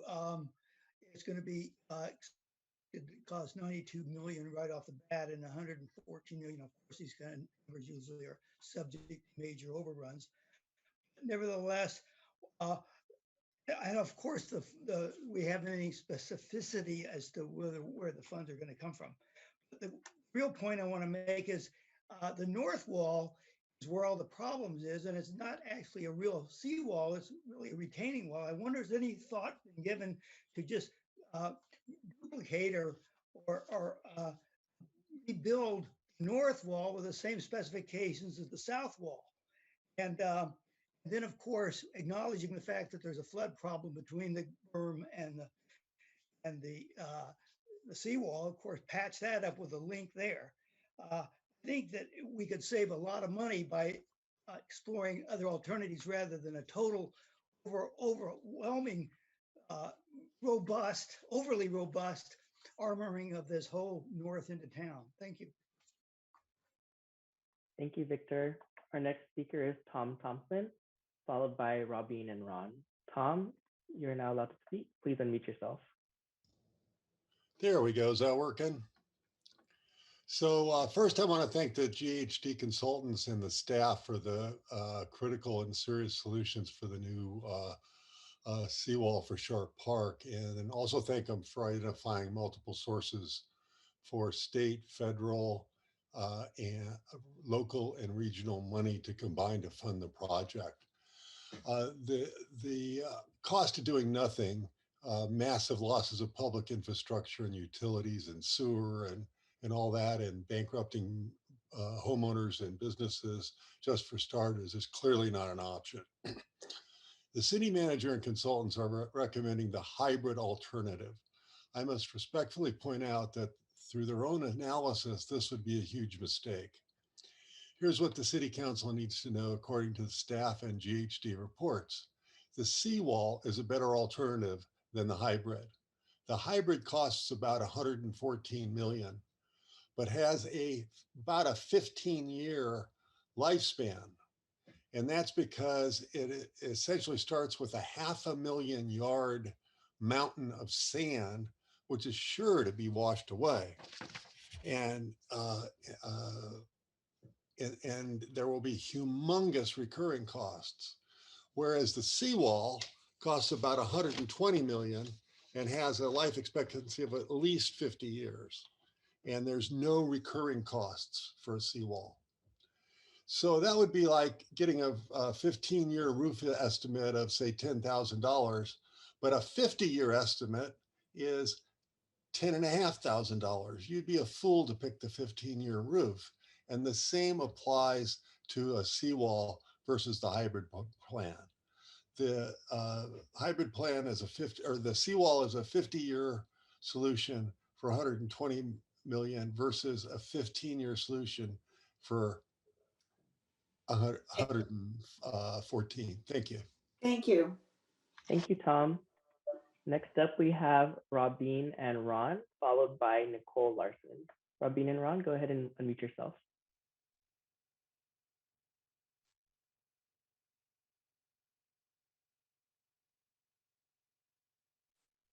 Robin and Ron, it looks like you're still having some audio issues. I suggest trying to call in.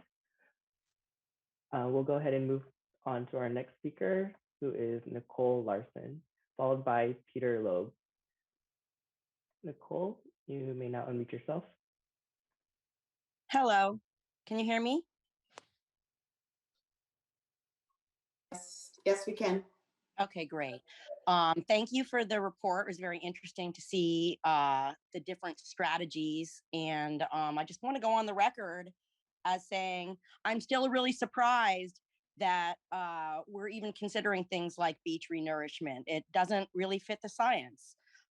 It's well documented across the eastern seaboard of the United States, as well as all over the world, that seawalls and hardened structures cause accelerated erosion downstream. I understand we need to do something in that area, but have there been sufficient studies of what the implications to Lindemar Beach and the beaches downstream will happen to them over the course of time. I haven't heard any mention of downstream erosion issues.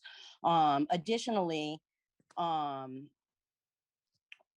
still can't believe that we're not acknowledging that we live on the edge of a submarine canyon. If I could just ask everybody to zoom out into space and look down on the coast of Pacifica, anything that you're going to put in the sand there is going to go away quickly. You're talking about wasting huge amounts of money. And for what? For temporary solutions, for band-aids.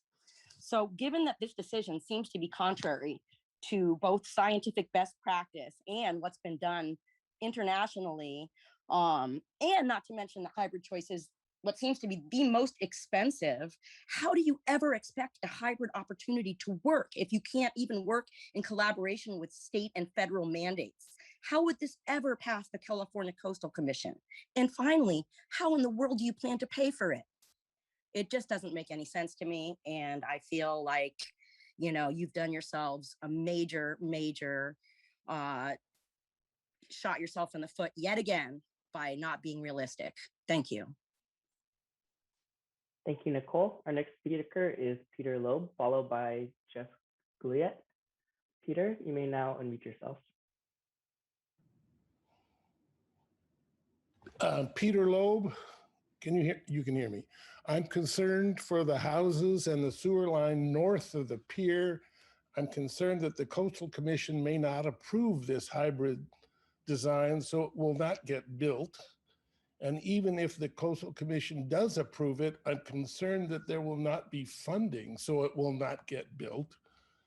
And I'm concerned that if it is approved and funded and built many years from now, that one king tide storm will take out the beach nourishment sand and we're back to where we started. I'm concerned about protecting the homes and the infrastructure north of the pier. I wish we were proposing to do a major strengthening of the seawall north of the pier and not spending $100 million we don't have to build a seawall and promenade south of the pier where the houses and infrastructure are much less threatened by king tide, storm surf, and sea level rise. I wish we were strengthening the seawall north of the pier so we could buy time to plan moving the infrastructure inland. We could also buy time to consider plans like SB 83, the sea level rise revolving loan program, where the homes that are at risk can be purchased and rented back so you can recoup some costs, and then move them when sea level rise threatens their safety and existence. This would be a real plan for the future rather than the hybrid plan, which is not planning for the future, but instead is planning for something that one way or another is guaranteed to eventually fail. The infrastructure and the houses will have to be moved. Anyway, this future is inevitable. We should be planning for it now rather than planning for inevitable failure. Thank you. Thank you, Peter. Our next speaker is Jeff Gouliet, followed by Cindy Abbott. Jeff, you are now allowed to speak. Please unmute yourself. Hi, I'm Jeff Gouliet. I live in Fairway Park West, 27-year resident. First, I'd like to know if it's possible to get a policy that people state where they're from when they speak, because I think it's very important to know whether these are really residents or people who live elsewhere. I am addressing the value of what a no project is, because no project represents the value of the things that we are protecting with the seawall. I think it's interesting that the numbers haven't changed. However, now in this presentation, they're talking about the demolition of the pier, which I brought up at one of the other workshops, that if the seawall goes or is allowed to fail, then the pier is going to fail, and that's going to cost a ton of money. Why is that not included in the costs of a no project? And it's not listed there. So why did that number stay the same? That doesn't make sense to me. There's other components of this that are not accounted for. There's only $50,000 listed for business interruption by the year 2100 if the seawall was allowed to fail. I think that's grossly undervalued. there are a number of checkboxes on page 61 of the assessment that are not included, which include change of property value, loss of property tax revenue, anxiety and discomfort, which you can read as lawsuits, beach and pier promenade access impacts, and saltwater intrusion into Laguna Salada. Those are very expensive things that add to the value here, and we can get funding because of the value of the assets we're trying to protect. Thank you very much. I appreciate your work here. Thank you, Jeff. Our next speaker is Cindy Abbott, followed by Summer Lee. Cindy, you may go ahead and unmute yourself. Good evening. I'm Cindy Abbott, a resident of 24 years in West Sharp Park, just up the street from the promenade. First, I'd like to thank all of the consultants and project lead, Brian Marquez, for their time, expertise, and responsiveness. Their work is appreciated. Unfortunately, with the direction given to them, their analysis of alternatives seems to have been quite limited, and therefore the community and council doesn't really have all of the information needed for a sound decision this evening. As was documented in the consultants' presentations and staff report, there currently is, and I quote, "no definitive community leaning on the project. A clear consensus was not evident," unquote. I sent members of the council and others a letter earlier today, but with limited time, I've shortened my remarks for tonight. I'll note that the city of Pacifica is at a crossroads. Do we continue the practice of hard armoring the California coastline that over decades has been shown not only to be ineffective to erosion, but that is also detrimental to the restoration and preservation of our beaches and the public's access to a natural coastline? Or does the city have the courage to do what ultimately will be necessary and consider a visionary approach that allows the community to learn to live with the ocean and doesn't push the impact of increasing storms and sea level rise resulting from the climate crisis to future councils and generations? Don't be misled by the fallacy of how the cost of inaction is being presented. No one has ever stated that we should be removing the seawall or pier today. Please take the opportunity to look for the long term and emphasize a resilient coastline for generations. Please vote for an alternative action that considers a smaller project to address the north section of the Beach Boulevard wall while building a new toolbox of alternatives that will be necessary to face the future. Thank you. Thank you, Cindy. Our next speaker is Summer Lee, followed by Cliff Lawrence. Summer, you may go ahead and unmute yourself. Hi, my name is Summer Lee, and I've lived in the Manor area for 21 years, and I attended all the workshops. Did I hear you imply that you have regulatory approval for this hybrid option? And if so, can you be more specific about that? And I'm wondering how a big project like this could be based upon an LCP that hasn't been adopted. I don't want to repeat the strong points already made about the problems of a 50-year design, the failure to plan for infrastructure problems, the funding problems, and the fact that this doesn't show concern for the long-term welfare of Sharp Park residents, nonetheless, the rest of the Pacifica shoreline. I even want to step back from the issue that there's no functional general plan to guide this pretty expensive and extensive municipal project. Because now I'm wondering about the city decision-making and the values underlying those decisions and their impacts. Some say economic growth. Well, this isn't very good for that because of ignoring future infrastructure costs, insurance realities, the financial burden of such a small, short-lived project, and no backup plan if and when this fails. Tourists aren't going to come out to look at a wall except those who delight in watching an expensive wall and so-called amenities being overtaken by the ocean. Some could say science. Well, objective experts say there are problems for this particular plan. And frankly, I bet the consultants would have come up with something else if allowed to.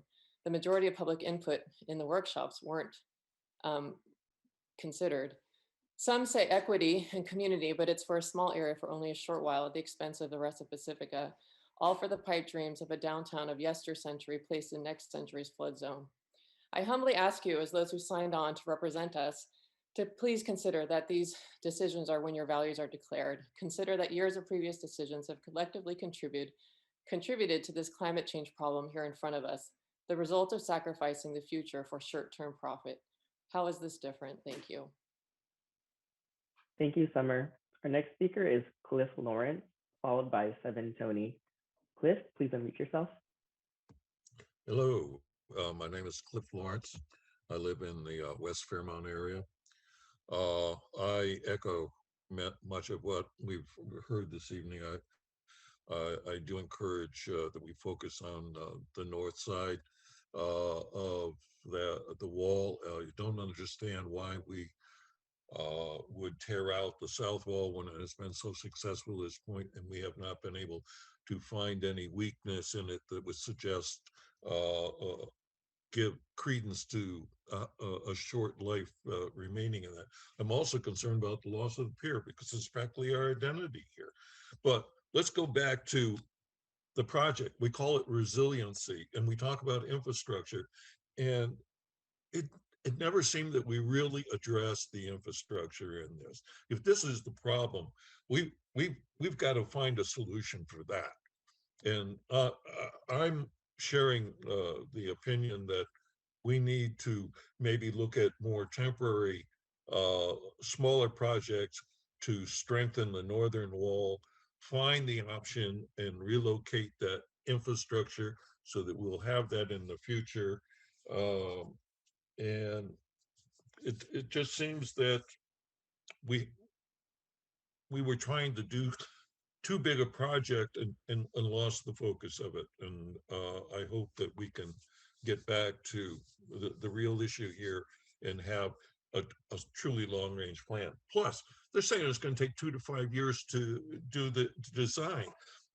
If they're only going for a 50-year plan, you realize this project is going to take a major portion of that total lifespan. It just doesn't make any sense. I'm sorry. Thank you. Thank you, Cliff. Our next speaker is Seven Tony. Please state your first and last name for the record, and you may now unmute yourself. Yes, hi. I'm Tony Sidek, a Pacifica resident. And we've been talking about the seawall for quite some time now. Seawall was first compromised in 2016, so we've been actively talking about it for 5 years. And I think the discussion has come to a good culmination with tonight's presentation. It, has a good decision, and we're never going to please all the people, but I think the data spoke for itself. It was objective and it was based on engineering data. And I think there were 2 clear solutions, the hybrid and the seawall as a close second. And I hope that the city council will just adopt the decision so that we can move forward. It takes an actual decision before specifics start coming out and we can make progress. And even if we adopt it, we're still looking at 2 to 5 years of design. Hopefully during that time, we could be pursuing funding in parallel so that we're not another 5 years out and then start looking for funding.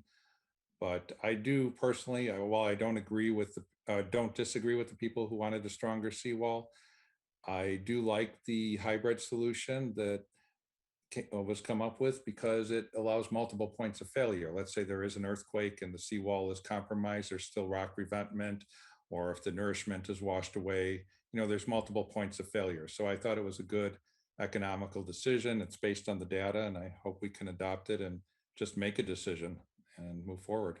So good presentation tonight. Thank you, Tony. Our next speaker is a phone call in listener ending in 5666. Please state your first and last name for the record. You are now able to talk.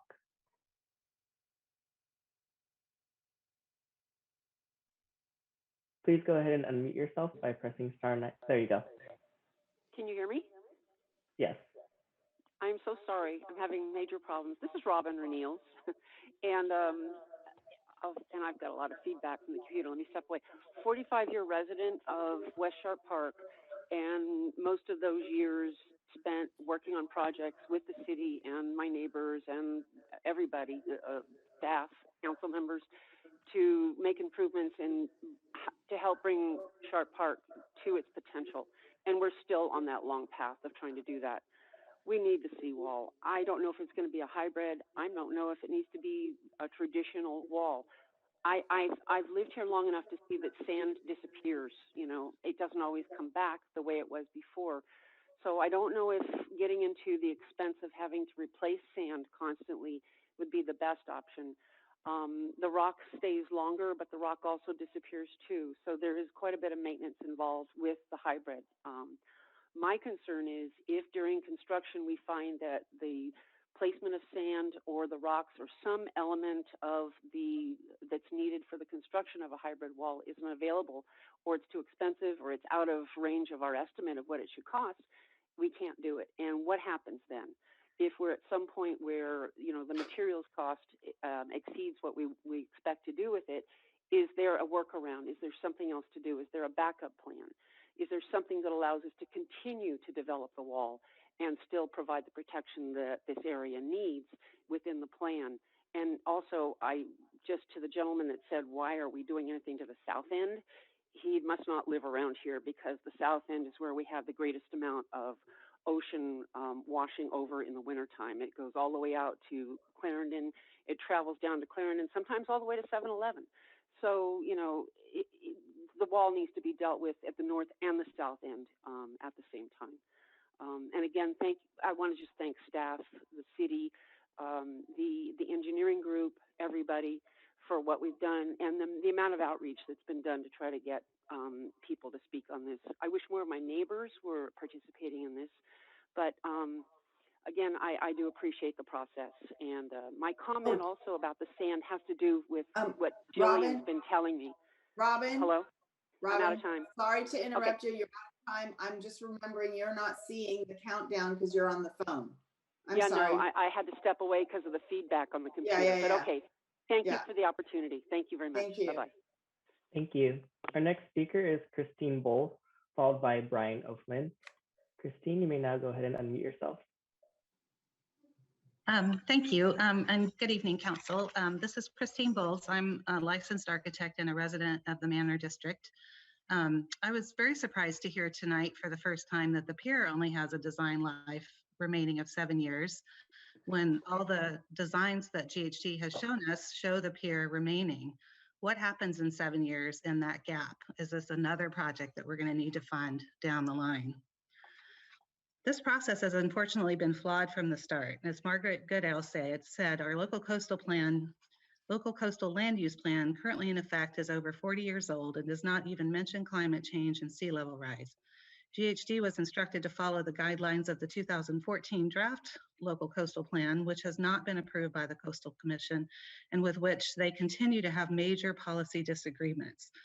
Without defined design criteria that's acceptable to the Coastal Commission, we have no guarantee that what we are spending millions of dollars of public funds to design will ever be approved. In addition, the solutions presented are all short-term fixes that block our access and visual connections to the ocean. There are no renderings shown of what this would look like, the hybrid option from the shore. A 5-foot-high wall would block the view for most people. GHD's contract calls for looking at other solutions, including secondary walls landward of the primary seawall, landscaping, raising Beach Boulevard, closing Beach Boulevard to non-resident traffic, relocating utilities landward, and other potential improvements. Why were none of these things done? Is it because the council refused to discuss any retreat from the existing location of the seawall? This is very short-sighted and will again hamper any approvals by the Coastal Commission. Our coastline, along with our hills, are Pacifica's greatest resources. The decisions you face today impact the very existence of our beaches. Please do the right thing. We're not ready to make a decision. Thank you. Thank you, Christine. Our final speaker this evening is Brian O'Flynn. Brian, go ahead and unmute yourself. Thank you. Good evening, commissioners. Thank you for the process and for addressing this very important need we have on Beach Boulevard. I've lived on Beach Boulevard and owned property there for the last over 20 years. I'm an architect and also a builder. And I would like to say that I do favor heavily the robust real seawall, not the hybrid model, which the hybrid model came in at the very 11th hour on the 4-meeting public process. And it really wasn't even fully developed for that the 4th meeting. And I think there's a reason for that, is that the consultants it didn't come up into their heads to think that might be the best solution. The base seawall would be the most durable, the most cost effective, and provide the most protection. If we wanted to do riprap or sand, which again is a big maintenance issue, and we've seen how much sand moves along the beach comes, the beach disappears. It would be putting off the expense off into the future. It's better to actually have a bulletproof main secant wall design done and completed and go for funding for that, and then not have to worry about these other incidental type things. The last speaker was talking about was an architect, but apparently did not consider the possibility in terms of preserving the view. Would just be a matter of raising up the promenade a couple of feet, would preserve the views for people passing by and so forth. Thank you very much for your attention to this very important issue, and I'm looking forward to working with the city. I've contacted Malcolm Drilling, who is a secant wall expert. They've even done things down in Florida, right on the coast, very similar to our situation. I would strongly suggest, and they're willing to come out and do a site visit and to consult with the public and council members. I'd happy to arrange that. Thank you so much for your time and attention. Thank you, Brian. Madam Mayor, we have 3 more hands raised. Next speaker will be Remy Tan, followed by Kimberly Williams. Remy, you may now unmute yourself. Hi, Remy Tan, Pacific Manor, also a licensed architect. I would like to ask, because I've asked, I think, in the last 2 meetings, whether we can actually keep the existing seawall and extend its life by putting, additional rock revetment with the hybrid, sand over that, which it seemed like we would end up with the same, positive effect as the hybrid solution that was presented, but without having the $77 million of tearing out the existing cedar wall and rebuilding that. So I'm just wondering why GHD had not considered that option. And yet I would know that, the rock revetment and the sand might be a little bit longer because of the lower height of the existing wall, which means a slightly longer beach to compensate for that. But my gut feeling tells me that's probably going to be a lower cost, and because there's less environmental impact, we might, get more grant funding and lower the environmental impact fees as well. So I'm hoping that the council kind of tables this and lets GHD look at that solution. And as far as not doing anything, I think GHD was very clear that a managed retreat solution is economically unviable. The numbers seem to show that. So we're kind of stuck with doing a solution that keeps the environment benefits of the beach, but has some sort of protection for the infrastructure. Thank you. Thank you, Remy. Our next speaker is Kimberly Williams. Kimberly, you may now unmute yourself.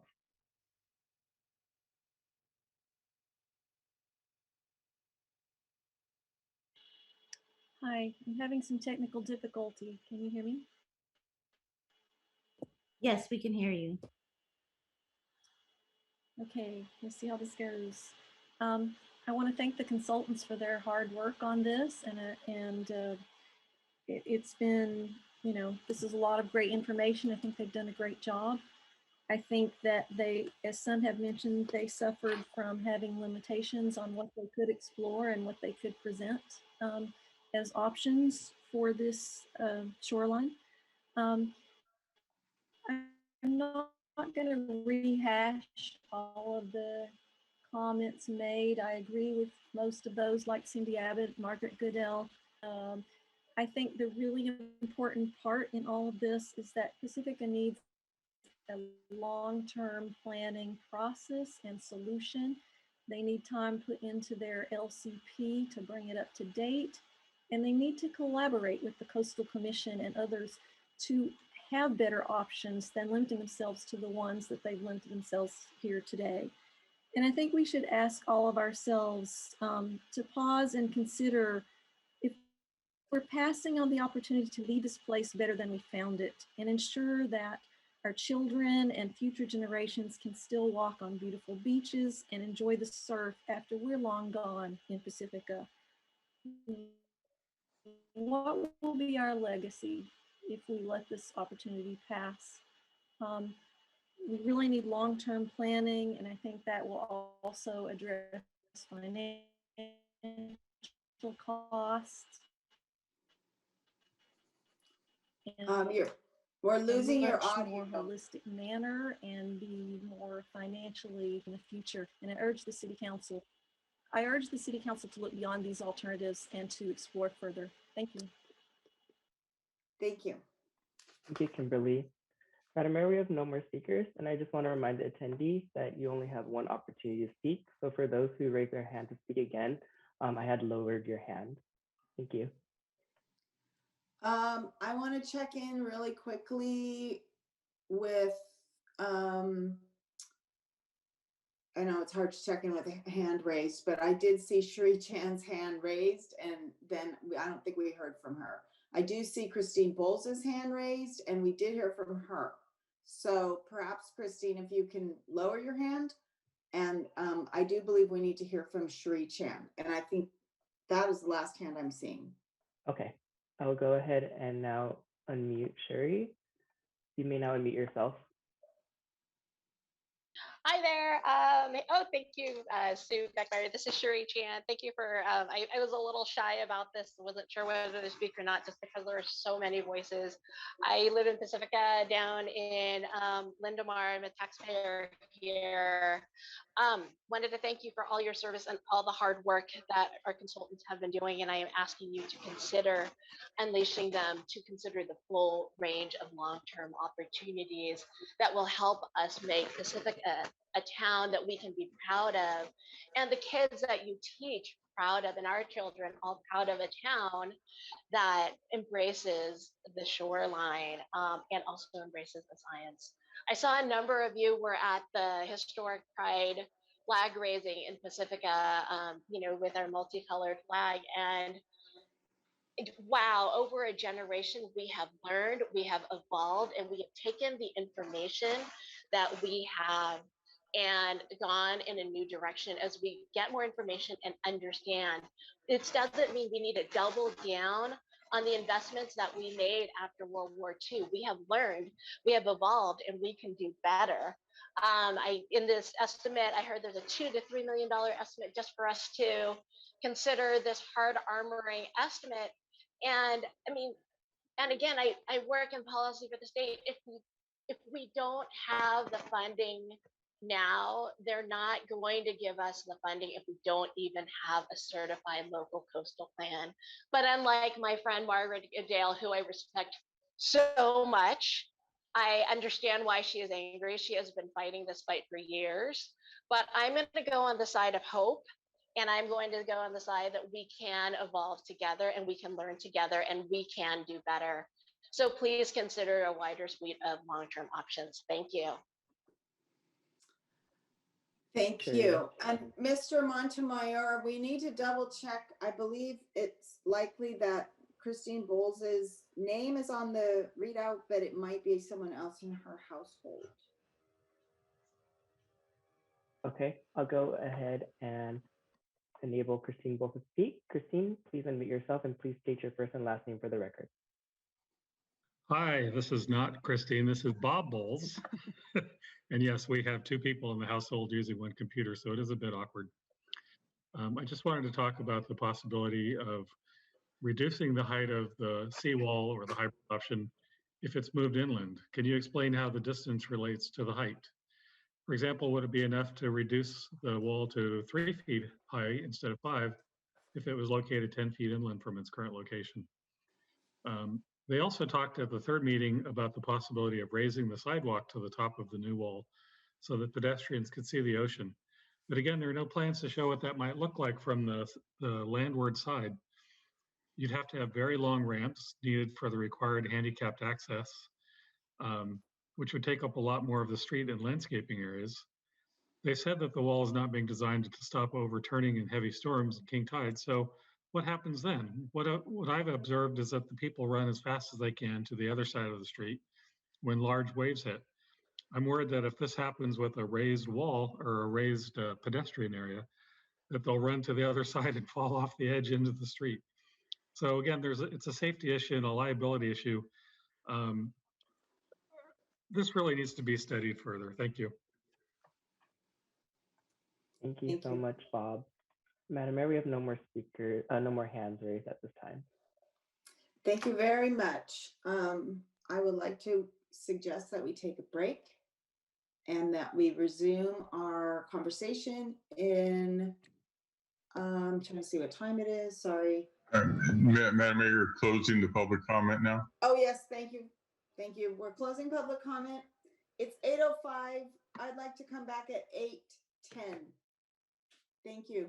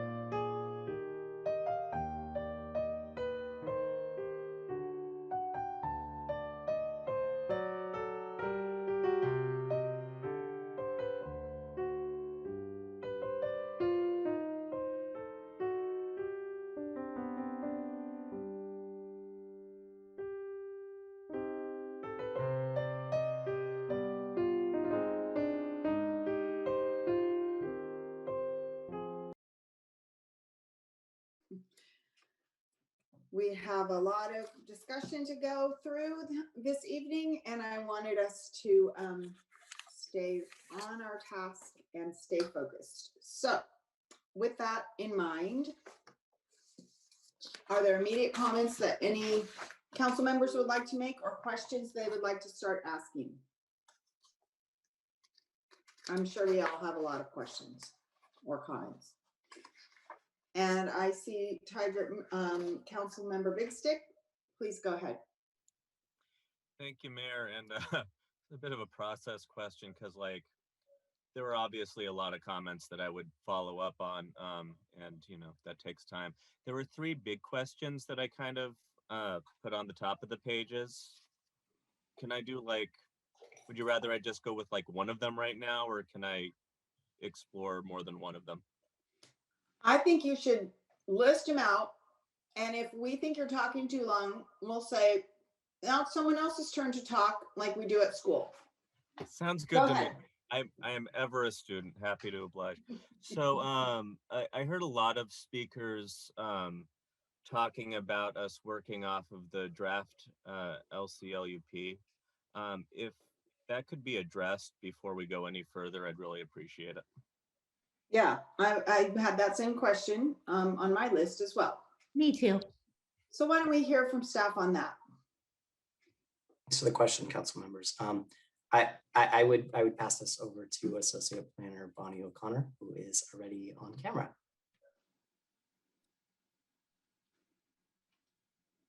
Good evening, council members. I am Associate Planner Bonnie O'Connor. In regards to the question about the preparation of these concept ideas, I can provide some more information about their consistency with not only our current existing certified general plan, but also the certified draft local coastal plan that we're working with Coastal Commission to get certified. And so going first to committee members, Big Sticks question about the current LCP. There, due to the age of the LCP, you know, and as the public kind of mentioned, there's not a lot of discussion about sea level rise specifically, but there is language in the LCP that does acknowledge the existence of coastal erosion and the impacts that that can have on our community, and it does identify when shoreline protection is appropriate. And so most notably, we have Coastal Act Policy 16, which supports revetments and seawalls for existing structures, such as Beach Boulevard and the infrastructure within it. And so we have that policy to directly support these concept projects. Additionally, there's language in that is applicable to the specific segment of this coastal zone that this project would benefit.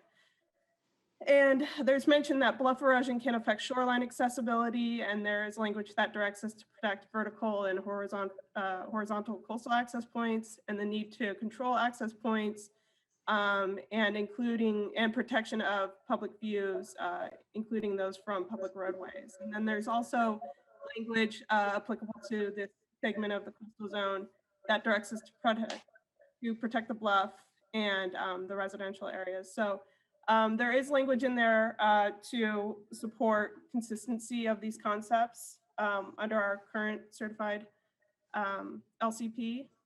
Looking forward to the future, we have definitely more helpful language to provide better direction. And within that, we have policies specifically for this segment of the coastal zone that does encourage for shoreline protection structures and beach nourishment and the elevation of existing structures. So, while we hopefully will get more helpful language in the future, we're in a good spot with these concepts under our current certified LCP. Thank you very much. Tiger, do you mind if I follow up? Do you mind if I follow up with that one really quickly? Thank you so much. Bonnie, I think there's some confusion about calling it a certified draft. Isn't it a draft to be certified, or like a certification draft? Because I think there's some confusion over that language. Yes, thank you for bringing that up. So it is a certification draft, LCLUP, that we are working on with the Coastal Commission. It's the certification draft that the City Council approved to be certified in February of 2020. It is not yet certified. And so staff is working on with Coastal Commission staff to bring that to through the certification process. But yes, Councilmember Beer, you are, or Mayor Pro Tem Beer, you are correct. It's not currently certified yet. We try to consistently use the term certification draft, LCLUP, to refer to the February 2020 document. Thank you so much, Bonnie. So, Councilmember Big Stick, would you like to continue? yes, please, to shift gear a little bit. And this one's a little less general, because when I entered into starting to think about the seawall at all, I began with the north side where, you know, it 2016 and it's crumbling, and I figured the costs and we need a new seawall on the north side, and that's kind of where I entered the process with that mindset. And I didn't even know in the beginning of entering the process about the gap on the south side between the wall and the berm. So because it came up a few times, I kind of wanted to ask, like, if we were to just do the north side, would it be possible then to address the gap between the south side and the berm? Is that, because it seems like it's hard to, unless you're doing the full wall and continuing it, but I don't know how that works. So if you could maybe help me understand, if we were to only do the north side, and I'm not saying that that's what I'm in favor of whatsoever, but I'm saying that, you know, with that understanding that I came in and hearing the community who sometimes still has that understanding, and I understand why, would there be a way to address that gap if we were only to address the north wall otherwise? Thank you for that question, Councilmember Big Stick. I would start off by saying that I think at this point, you know, it certainly would be possible. I think, you know, when you talk to engineers, most likely they'll always say anything is possible. I would look to have GHD, possibly Paul or Aaron, discuss the vulnerabilities of that south gap and possibly the vulnerabilities of the south wall, if there was some sort of favoring of starting looking at the north wall before those two other segments.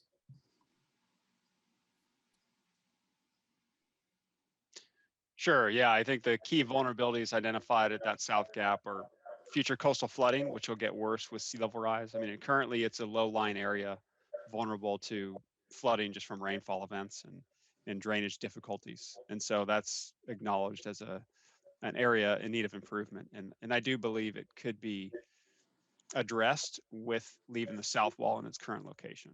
The challenge is that, you know, you may be faced with repairing it twice if that south wall is then relocated or improved in a different form, you know, 10, 20 years from now. So that would be the consideration, I think. And I'll leave it to someone else to lead into the conversation about the south wall. But my final big question is, are we looking at the seawall, and by that I mean north and south and gap, and are we looking at the seawall independent from the rest of the coast? It's the seawall and we're not looking at the rest of the coast also? I'm not sure what you're asking. Can you clarify that? So are we doing any kind of studying within the context of the entirety of the coastline, or are we just looking at the seawall as an independent entity, and we're not necessarily thinking of it as a continuum? I get it. Thank you very much. Thank you. Ryan, Mr. Marquez? Thank you. I would say for this particular project, we are looking specifically in this area. That doesn't mean that we aren't trying to quantify impacts to neighbors and try to understand, you know, the littoral cell as a whole and understand how transport, sediment transport occurs there. That's something that we will be continuing to look at in phase 2. I hope that makes sense. This project is looking directly in the Beach Boulevard area. We would look to a larger scale plan, such as the LCLUP or the adaptation plan, to look for strategies as a whole. So I believe. I think since I'm kind of so uber focused on phase one going into this, but there is mention of phase two. And I feel like this is the meeting that brings us into phase two, at least potentially, if not probably. Maybe if you can help me understand where phase two enters into the context of my question, that would be helpful, if that made sense. I think it maybe made sense, but if I'm not answering correctly, feel free to ask more. You know, phase two is going to look at the area specifically, Beach Boulevard corridor. However, it needs to consider the effects to the surrounding environment. I believe that council member, or sorry, I believe City Manager Woodhouse is turning on his camera, and I believe would like to discuss this, or Eric Zegas from ESA, I believe, would like to discuss maybe some of the environmental aspects of phase two. Sure, I would. Thank you, Ryan. The comment I heard was asking about, let me just respond. The solution, the physical solution, will be addressing the Beach Boulevard North Wall, South Wall, Pier, and South Gap. Phase two will include environmental studies, including additional coastal analyses that would look at the sand transport and what are the implications further on down the coast to the further along the entire coastline. So we heard questions from the public today. What happens at Lindemar Beach, right? What happens at Maury Point? And the EIR will be, the environmental impact report will be looking at that kind of analysis. So you'll get that information as a result of phase two. Because I feel like some of the feedback I'm getting is sort of this chicken egg feedback. And so within that context, I'm just trying to understand that, okay, we're coming up with what we think a best approach is. That's what phase one is to Beach Boulevard.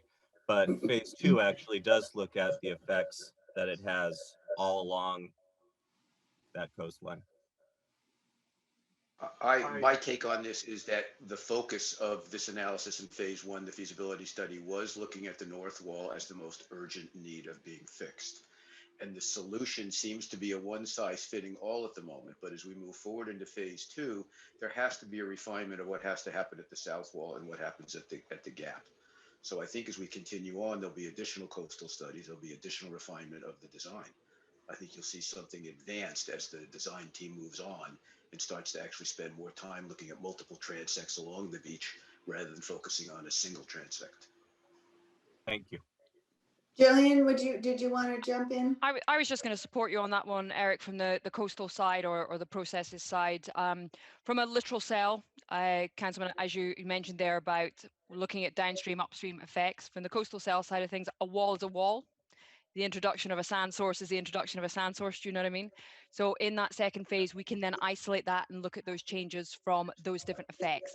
The removal of a wall or the replacement of a wall doesn't introduce a sand source, for example. So you wouldn't change the overall. However, in beach nourishment, for example, is, and that can then be evaluated from the movement or the littoral transport side of things. So that's how we need to get into phase two to start to really evaluate that properly. So even if we say tonight that the hybrid model is what is preferred, somewhere along phase two, we might come to the conclusion, after all, a seawall is probably the better idea. I don't think it get to that, but what we can do is then quantify elements, right? So as opposed to what we're talking about, which is very much qualitative, we can then actually put some numbers against maybe an amount of transport. Do you know what I mean? As opposed to holistic changes in the types of options or exactly what we're focused on, do you know? I hear you. And I feel like there's follow-up questions, but I'm going to bow out at this point and let others ask them. Thank you. Mayor Beckmeyer, yes. I had turned my camera on and Councilmember Bigstick because I don't know if this is relevant to what your original question was, but it made me think about it.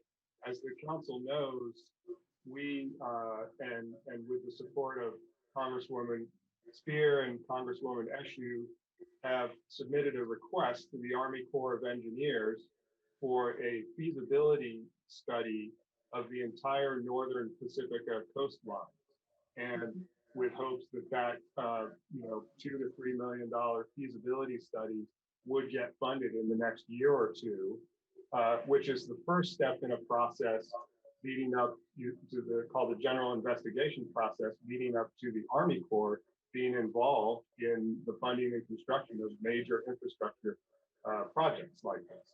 And so when you asked about sort of the entirety of the coastline, that's what came to my mind. So whether it's relevant to what your question was or not, I would have it. I was thinking the same thing. Thank you for pointing that out. Did you have anything to add to that, Mr. Marquez, in regard to, you know, the Esplanade area and all of that we've been looking at? I think everybody covered it really well, unless there was more specifics you want covered. Nope, I think we got it. All right. Other questions, council members? Or comments or general topics of discussion? Go ahead, Councilmember Vatterlas. Are there additional designs that you've looked at? Things like Holland, the big jack system in Santa Cruz. I know I've asked that question before, but there are additional types of seawalls, and have they all been discussed? Yeah, that's a great question. Thank you. I think we've previously discussed the differences between our coastline and Holland's and their great system and how they're federally funded with a ton of dollars. And Jillian can speak on this, I'm sure, much better than I would be able to. I don't believe that type of scale was evaluated at this point. And then with regards to the seawall options, I would also look to possibly Jillian or Aaron or Paul to discuss what was thought through with regards to other seawall types. And on that last piece, if you could please address the issue of the deflection, the curvature. The recurve, yeah. Paul, do you want me to start? I was going to answer until the subject of recurve came up.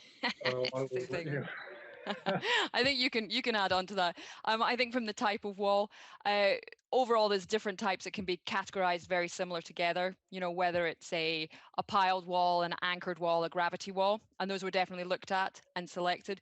Those can still come out of the refinement. They're very heavily tied to the ground conditions, to the loading scenarios, and to the seismic conditions. And I think we do actually have our lead structural engineer, Craig, on as well, who could go into more detail, but they can be evaluated in the second phase as to exactly the type of wall that's best for this particular condition. For the recurve wall, I think there was a gentleman that asked about that one. Recurve walls are very good at changing the overtopping characteristics. They are unfortunately a little less effective in long period wave scenarios compared to use the North Sea and the Netherlands as a fantastic example. It's very effective there, but they do help. And that is something that can be modeled in the next phase to see how effective they can be. It is a treatment after the fact. We often see them on gravity walls. We see the very, very large ones on gravity walls. And then we see the smaller ones that can be like literally hung on a piled wall. So that is an intricacy that changes the overtopping calculations and would then dictate, I think somebody mentioned the setback, you know, how many yards it would be before the overtopping characteristics changed. That's when we start to look at those ones. Is it, you know, 1 foot? Is it half a foot? Is it 2 yards? Where it comes into that point. Okay. Great. Did you have anything to add to that, Paul? No? It seemed like you were going to start speaking and then, no. Okay. All right. No, Jillian covered it all. It's all good. Thank you. Good. Okay.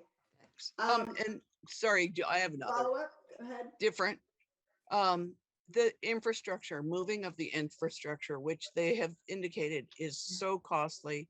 And we got one note from someone saying that the federal government will buy the homes there.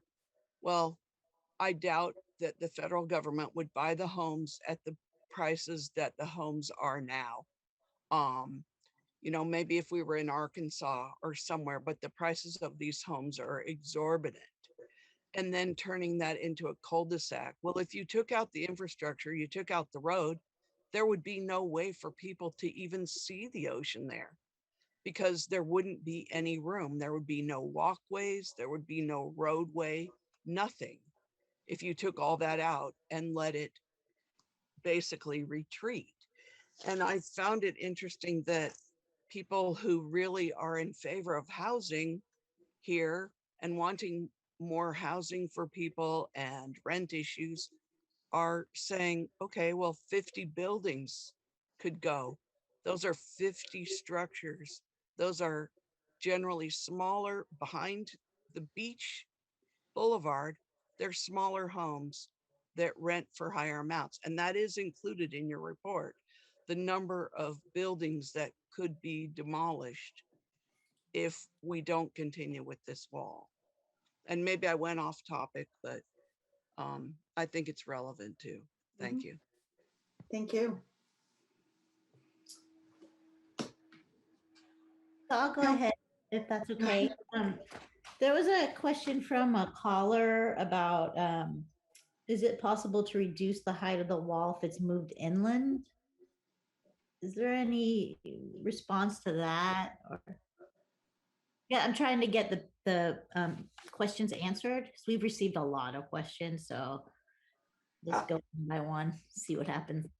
Thanks for the question, Mayor Pro Tem Beer. I had this conversation earlier with Aaron, and when we have had this conversation, he's probably going to be able to explain it a lot better than me. So I'd ask him to discuss the trade-offs of moving or possibly moving the alignment back and seeing the effects of that. Yeah, sure. The alignment is a key topic, and I think that question is going to be asked again and again, particularly through phase 2. From what we can learn, what we've analyzed and what we've observed out there, a change of 10 feet, 20 feet is probably not going to make a significant difference.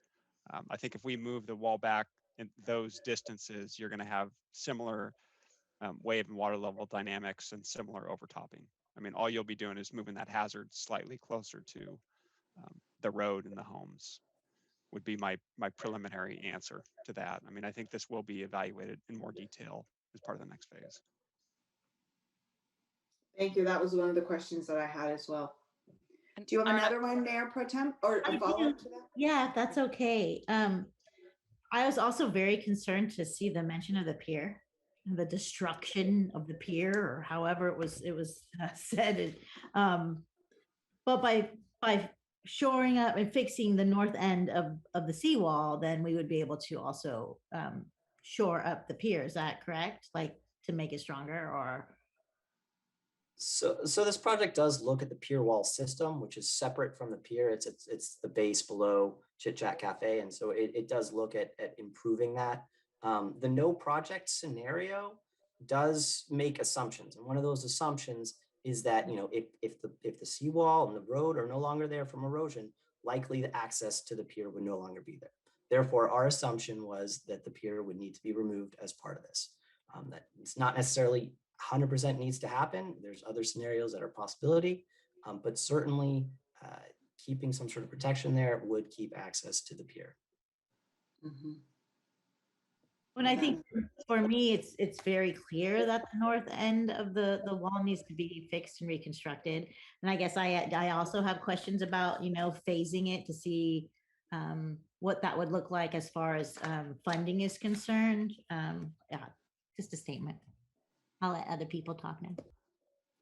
Well, I'd like to follow up on that, if I might, just in terms of funding, because what I'm hearing about the phase 2 and the long range of time that it may take 2 to 5 years, and some of the options that you were just discussing, I think, Aaron, when you were mentioning looking at the different wall heights or moving the wall back and these kinds of things, that it all comes out more in the refinement at phase 2. So what I want to know, it seems to me, what I'm hearing is the planning for the whole stretch needs to happen. But what I need to understand is what is the construction phase like? I didn't live here at the time that the walls that are there were built. I don't know. Is it done in segments, for example? Is there a reason you would do obviously the north section? We all know why that needs to be done first, but is it generally approached that way? Is it even smaller segments than the whole north portion of the pier? I'm just trying to understand a little bit more about that future truth and reality of what we will have, what will happen. Certainly. Thank you for that question, Mayor. So as you kind of laid out, planning for this area as a whole at this time does make sense to staff. However, construction phasing can be kind of parsed out as we would like. There are implications to phasing.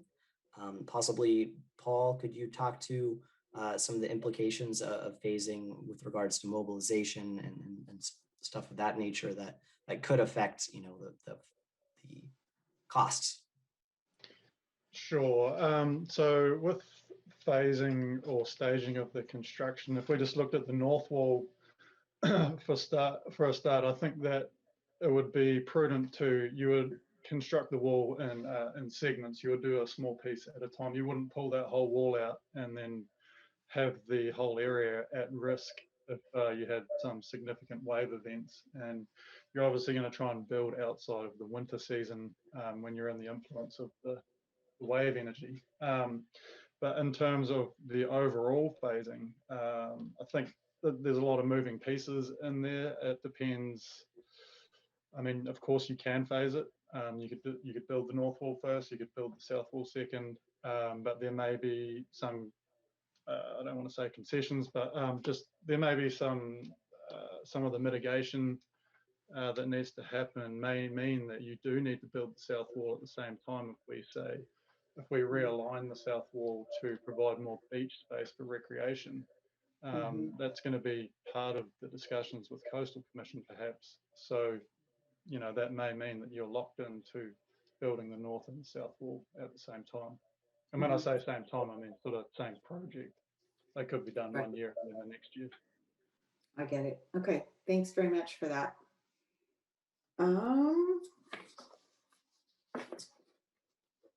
Let me see. Mr. O'Neill, did you have something you wanted to ask about? Yeah, one of the members of the public asked, I forget exactly what he called them, but instead of one big sandbar out, that you had a lot of, the way he described them were kind of like ribs or gullies or whatever. And groins. Was it groins? Yeah, I thought, yeah, that's right, it was groins. And that you would have groins instead of this big sandbar that constantly needs replenishment. Have we looked at that alternative? And if we have, why would that not be preferred solution to the constant nourishment of a major sand dune out there? Yeah, thanks for the question, Councilmember O'Neill. There is an option that GHD did evaluate, which is sand replenishment with sand retention structures. They didn't choose to do groins parallel or perpendicular to the shoreline. Perhaps, Aaron, you can discuss some of the thoughts that went into that consideration for that alternative. Yeah, sure. I think the reason why short groins and a lot of groins weren't pursued is that the amount of beach width retained by a groin is proportional to its length. So if it's short, that means it's going to retain a short beach. And what our other efforts indicated was that a substantial beach is needed to buffer an extreme storm like you would see at Pacifica. And so a series of short groins may retain some sand in front of the beach, but it wouldn't be sufficient to weather that extreme storm or a series of storms over subsequent years. And contrary to what I think that that public was said in the public comment, there is quite a bit of cross-shore transport. If you look at the beach profile change to the south, there's the significant shifts in the shoreline from winter to summer, and that's the movement of sand onshore and offshore. And so there is a significant element of that in addition to the longshore. So I think particularly in those extreme events, a lot of the sand that's on the dry beach is pulled offshore. So that was a concern. Yeah. But it's pulled offshore into the groin, which means it would kind of be retained, correct? Well, if it's pulled offshore, it's pulled around the groins, because the groins are just short structures perpendicular to the shoreline. But our engineering team decided it'd be more effective to have not only those shore perpendicular elements, but also this offshore breakwater feature to dissipate that wave energy and help retain sand and limit that, cross shore loss of sand around the groins. Okay. And when you look at the movement of the sand and stuff, are you going to be, there's a littoral cell study done several years ago when I was first on council. I've been on here 9 years now. And there was a littoral cell study done that took into account the transportation of silt from San Francisco Bay out through the Golden Gate, and it actually deposited sand from the Cliff House to Pedro Point. Now, but they have since allowed, BCDC has since allowed a company to mine the silt. So the theory is our beaches have not been replenished because they've not been getting replenished because of the current not being able to get the silt because of the mining. Now that permit was issued probably about renewed 2 or 3 years ago for 10 years. And I spoke to someone on the BCDC, and they have actually taken and put a requirement in the renewal of the licensing or permit that money has to be spent by the company to do a study of those currents. Is this something that you will also take into account, the whole littoral cell study as it is, and a littoral cell study as to, and this movement of the sand as if that silt was not being mined, and as so we could maybe go and try not to get that permit renewed in whatever year it expires? Yeah, I think to answer your question, yes, we're following, the latest science. There is a lot of room to learn about the littoral cell and Pacifica and transport rates and directions. And it hasn't been, studied in detail in the past. So I think the studies you reference, administered by, BCDC as part of that mining permitting stuff is going to help. It's going to help understand the overall system. And I know Ocean Beach is looking at projects there, and so the area is being studied, as we speak.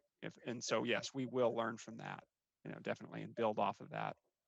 Okay, so that will be part of your study and noted. Okay. Just Now, just will to you also clarify. Okay. Yeah. Hi, Ryan. Sorry, Councilmember O'Neill. No I'm problem. not sure.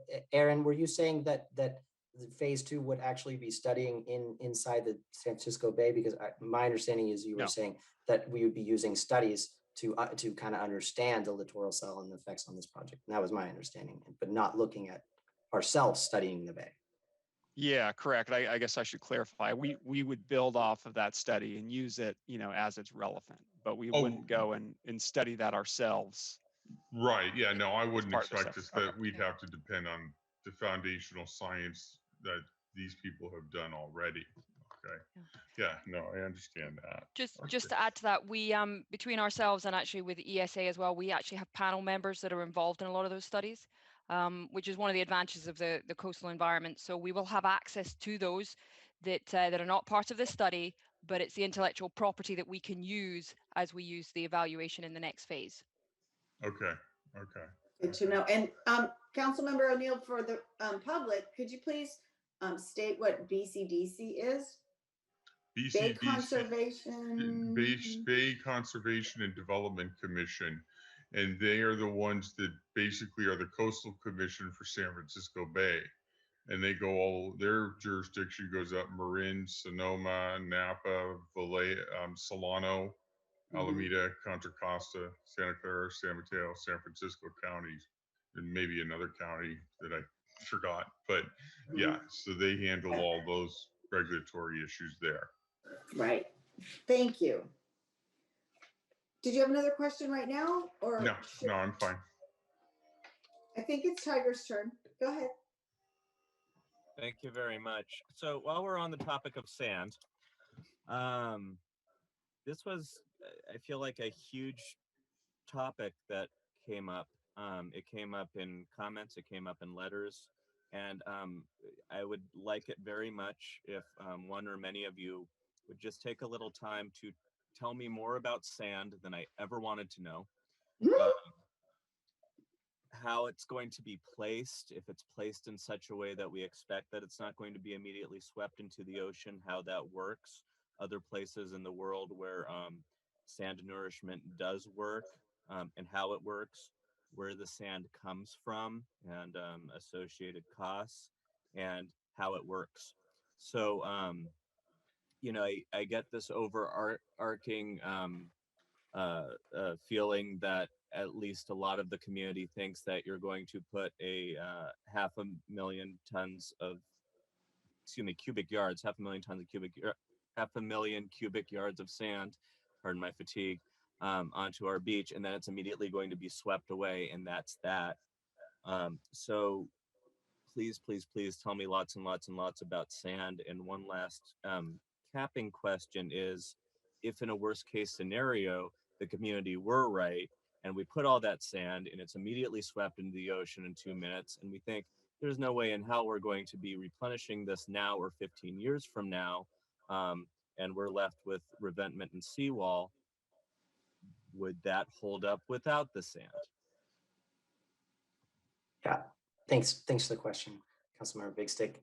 For that last portion, I think we believe that the wall, along with the rock scour apron, would be able to be functional without beach nourishment. To talk a bit more about sand, I'd probably look to Aaron or Jillian to fulfill your desires to learn all about it. Thank you. Yeah, so those are good questions. I understand there's consistent feedback that beach nourishment doesn't work. And I know that sentiment is shared throughout the coast, but there's a lot of cases where beach nourishment has been successful. I would caution it's not a great tool for site-specific coastal protection, because like everyone's saying, the sand moves around. You're adding sand to the system, which helps the system, but it's hard to keep the sand in one particular location. So that sand moves offshore, it moves up coast, it moves down coast. And it's not going to stay where we put it. That's one of the reasons why we have to overfill. So you build a 200-foot beach to maintain a 100-foot beach. And so there's a lot that is unknown about the movement of sand in and around Pacifica.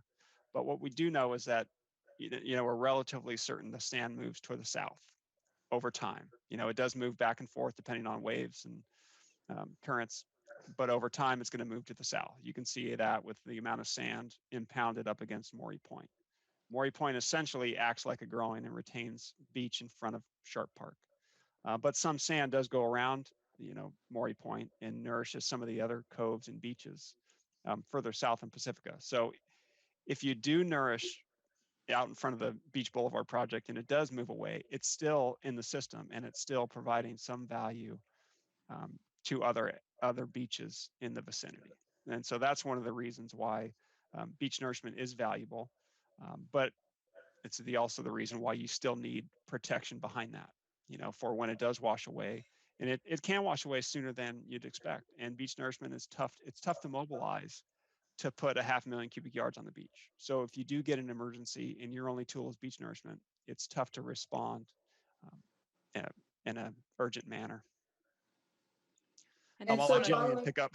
Yeah, I was going to say, I'm going to break it down in a really basic way. The fact that, the way in which we think about things, I'm sorry, I've lost my video feed, is what affects it is the size of your grain. Just like in, rocks in your garden, right? What you can and can't pick up, the bigger and heavier it is, the less it mobilizes. And then the aggressiveness or the type of conditions that you have. If you have bigger waves, greater wave energy, if it's reaching it, it can move lighter grains offshore. So you can think about it like you think about anything that you pick up. It's all about resistance to force. The bigger forces you have, the more that it will move. The bigger resistance you have, the less it will move. So with beach nourishment, if you want to specify cobbles or very large stones, nobody wants a beach that's uncomfortable to walk on. So we tend to get into that situation where you're looking at that balance between something that you want on your beach versus something that will stay there. And then the other basic factors, as you said there, Aaron, it's about the shape of your shoreline, the bathymetry, what your seabed looks like, and then also your physical features, whether you have headlands or other physical features that create a method to capture this. And that all comes in. That's how we can estimate, without detailed modeling, what will happen. And then detailed numerical modeling that we talk about all the time, like the councilman mentioned with the studies, they are just far more complicated, more detailed ways of doing the computation. Thank you. Part of my question was also where the sand might come from. And I guess the last kind of follow-up is, we're deciding here whether or not the hybrid model is what we really want to go with, or, it seems like people on both sides of the equation, whether or not you want a seawall, there's a lot of folks who want a seawall, but are like, maybe not so much with the sand nourishment. So first of all, if we're doing sand nourishment, where would that sand potentially be coming from? And then, if we're trying to decide between doing a hybrid model or maybe just doing a seawall or seawall revetment, why would it be preferable to do the nourishment if, I guess from this perspective, we don't have that nuanced modeling, right? So it's a little harder for at least me to wrap my brain around that. So if you could explain it to me like I'm a 4-year-old child, essentially, why I would want the sand with the hybrid model rather than just going for the seawall and the revetment. And again, please, where the sand might come from. Thank you. Yeah, thanks for the question. Aaron, can you take the source of sand possibly? Sure. Yeah, the source of the sand, for this quantity, we're probably looking at an offshore sand source, either out offshore, the San Francisco Bar, or north of that. There's a few potential borrow areas that have been identified in that coastal regional sediment management plan that was prepared several years back. I don't know that all the borrow areas have been tested, but I know there's other cities, and beach nourishment is one of the solutions looked to for other areas dealing with coastal challenges and trying to figure out ways to address the impacts from sea level rise. So there's going to be regional entities looking to explore these offshore areas in more detail, but given the volumes we're looking at, it's probably the primary source will be offshore sand. And just to follow up on why the project team thinks that sand nourishment is a good idea here, we've identified numerous benefits that it would bring. A lot of those would be of similar to what you see along the south wall and the benefits of the beach there. You have recreational activity, you have more protection of the backshore. You have more kind of environment and a more natural feel to the area. So those are some of the benefits, and I think we covered a few more within our initial presentation as well. And I think, Ryan, all of those benefits all feed into the permittability of that project. The Coastal Commission is going to be much more likely to permit a solution that does include for recreation and increasing that access area. Thank you. Mike, I have a sand question. Can I go ahead? Please jump in. Yeah. Well, Mike has his hand up first. No, you can go. Well, he's very polite. Okay, thank you. This is where I walk along this berm and the seawall. And I was wondering if in the littoral cell study, they did determine the sand height and, okay, I'm gonna give you an example. There's an outfall pipe. Sometimes the outfall pipe is 8 feet off the ground. Other times the outfall pipe is totally buried. And it can happen in a really short time period. And I'm wondering how they built steps, and the bottom step in the steps is totally buried, 4 feet under sand, which is more southern. But it obviously depends on whether you're in the north or the south, how much sand comes and goes. But it seems like a constant turnover. Did that make any sense? Yeah, no, your observations are correct. They are seen absolutely along the entire coast. And possibly Aaron or Jillian, can you discuss why that happens? Yeah, there's a significant amount of sand movement, from the seasons. Calmer long period waves in the summertime are very low in height. And so that's typically when your beach builds back up. Those waves kind of just sweep the sand up onto the beach and it builds back higher and wider. But then when you get the stronger storms in the wintertime with, long period energy in combination with these like large swell heights, that tends to work at the upper beach and it drags that material offshore. So you'll see, very strong currents that develop in the near shore. They form rip currents. And so it's a pathway to pull material from the upper beach and then disperse it out throughout the profile. And then the following summer, that material is then kind of swept back on the beach. That's the process that typically happens. That's what I wanted to know, basically, and I didn't say it, whether it comes back. So obviously, most of it does. Yeah, most of it does. And there's been a long-term trend of erosion. But yeah, most of the sand comes and goes year in, year out. But overall, net, the littoral cell is losing sand. And so less builds back than is lost, and offshore and down coast. Thank you. Councilmember O'Neill. I have a question in terms of, one of the callers asked, what is the current height of the seawall? And when you mentioned, I believe in the report or staff report, you said 30 feet. I remember seeing it was 900 pages. So okay. But is that from sea level or is that from sidewalk level? Yeah, The heights that you've been mentioned. Pardon? Yeah, great question. So the most of the heights, when we mention them, we do tie them to a datum. Okay, and so just to put it very plainly and simply, the recommendation from GHD does call to move, at least for the hybrid and the seawall options, to move the height up to 30 feet on that datum that we use. So that increase in height in some portions along the north wall could be up to 5 feet. In some portions, it's already at 30, and then there wouldn't need to be height increases. Okay, define datum. Is that your reference point for 30 feet above it? Datums are surveying tools to tie the world of surveying together. They're not necessarily relative elevations, if that makes sense. Okay, because, just kind of, I'm relating it to, I'm on the airport roundtable, right? And they keep saying, oh, these planes are 6,500 feet high, 6,500 feet high. And then I asked the question, what is, they're 6,500 feet high from where? And it was all sea level. So obviously someone like myself that's over 1,000 feet above sea level is 1,000 feet closer to that plane than the guy in the Linamar Valley. Do you know what I mean? At sea level. So I'm looking for a reference for 30 feet.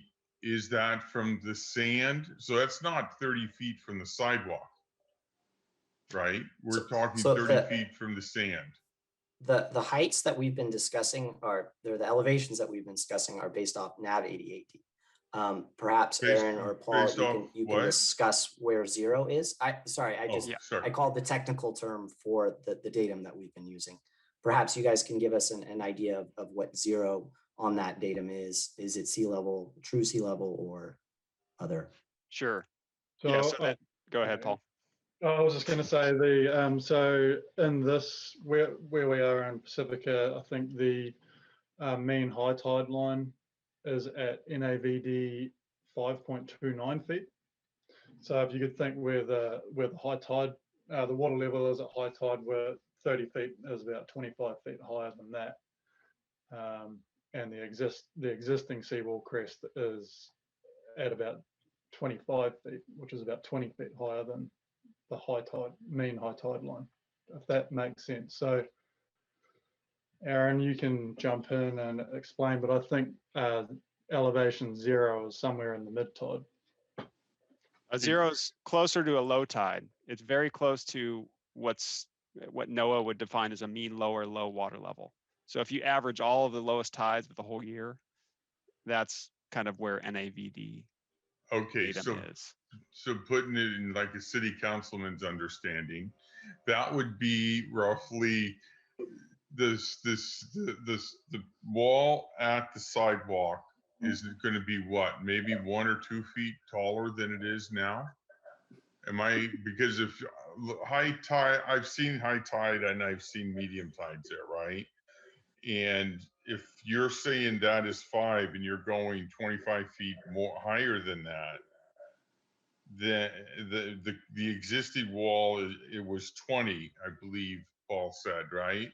So you're talking another 3 to 4 feet on the existing wall at the sidewalk? Yeah, it'll be up to 5 feet higher than it is in some locations. In some locations, it will be 0. Okay, so 5 feet on top of the existing wall at the sidewalk. Correct. Okay, and I see Mary has a question. Yeah, I have another she's got question. to jump in here. I'll have a follow-up to that. Yeah, because I think that is our community is not able to understand what that looks like. And so there's been questions about that, like, what does that 5 feet above the sidewalk actually look like from the inside out, right? From like the street looking out into the ocean. And then you talked about it'll have different heights in different places, and where are those places? So different kind of renderings, I think, would really help our community understand that piece. Or would it be possible to put story poles up there like we do for buildings in planning? Now, I'm sure that's going to require a coastal development permit and everything else, but have you ever seen could we put story poles at the height they would be? We could certainly look into doing that. And I mean, and I part of think, the reason why.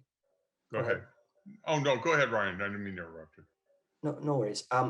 Just to get back to Mayor Pro Tem Pierce's comment on visualizations, at this point with the conceptual, we don't know exactly what that would look like. We've begun in workshop 3, we've begun discussing what we could possibly do on if there was a grade change, if the seawall is going to be 5 feet higher, it may mean that the promenade needs to be raised. It may mean that the kind of open fencing system that we have may need to turn into concrete to accommodate some of that rise. That's more of a discussion for phase 2 is what we're kind of at right now. If we can do story poles, I think ropes would be okay. I mean, we don't need to have wood, obviously wood for the poles. And then, I don't know, did anybody have a follow-up? Because I got another question here. Yeah. Okay, so you go down Beach Boulevard and you hit the Sharp Park Golf Course. Back in 2017, the Coastal Commission required the city of San Francisco has to maintain the earthen berm. Okay, what do you happen to know what the height of the berm is now as a reference point for us? And 2, if they've already approved the earthen berm as okay to be there, would an earthen berm work for our seawall? Because there does seem to be quite a bit of recreational beach on the other side of the berm. Do you follow what I mean? Is the erosion and the problems that are being mentioned don't seem to be happening at the berm? And is that just because of the way the sand flows, or can you do some earthen work berm? So I don't know the exact height off the top of my head. I think, just being out there, it's significantly higher than the elevations along the South Promenade. Right. I'd probably look to somebody from GHD to possibly talk about why an earthen berm may or may not work in the scenario we're looking at. So I can answer the question about the height of the berm. I just had a look at the survey. Then it's so at the northern end, it's upwards of 30 feet. 30 feet? Okay. So it would probably be about the same level as the new seawall crest. Okay, and then the pros and cons of an earthen berm instead of a concrete seawall, and how there is a beach at the south end there by the berm. Yeah, I can I can expand on that. So the further south you go and closer you get to Morey Point, the more the beach widens because Morey Point essentially acts like a groin. And so the sand builds up against it. And so that's why as you get down in front of Sharp Park and the golf course, they have a wider beach and therefore they can get away with a berm kind of at the back of that wide beach. Okay. But as you go further north into the project reach, you know, even at the gap in that south wall, there's sand, but that sand washes away in the wintertime. So you need something there. Otherwise, you start losing your promenade and other infrastructure. Okay. Now, an earthen berm that people can walk on and everything, is that not really an option for this area? That would be difficult to maintain in the current wall alignment. I mean, maybe if the alignment shifted at the south end further back so that there's more sand beach in front of it, you know, maybe a berm could be viable at the back end, but it would be at likely a much higher elevation. Okay. There is a rock revetment there too, Mike. It's just not solely earth. Right. No, I know there's a rock revetment there. Yeah. But it just seems that would solve the problem of, you know, a sidewalk and everything else would all be walk on top of the berm and stuff. But he answered the question about why there's more beach and stuff like that. So, okay. Thank you. Yeah. Okay, Mayor Pro Tem, did you have another question you were waiting to ask? How about you? What about you? Do you have any questions? I do. I have a bunch. Go ahead and then I'll follow up. Okay. And are you already putting your hand up, Mike, or is it down? Oh, it's down. I'll put it down. But Sue's is up. Later. Okay.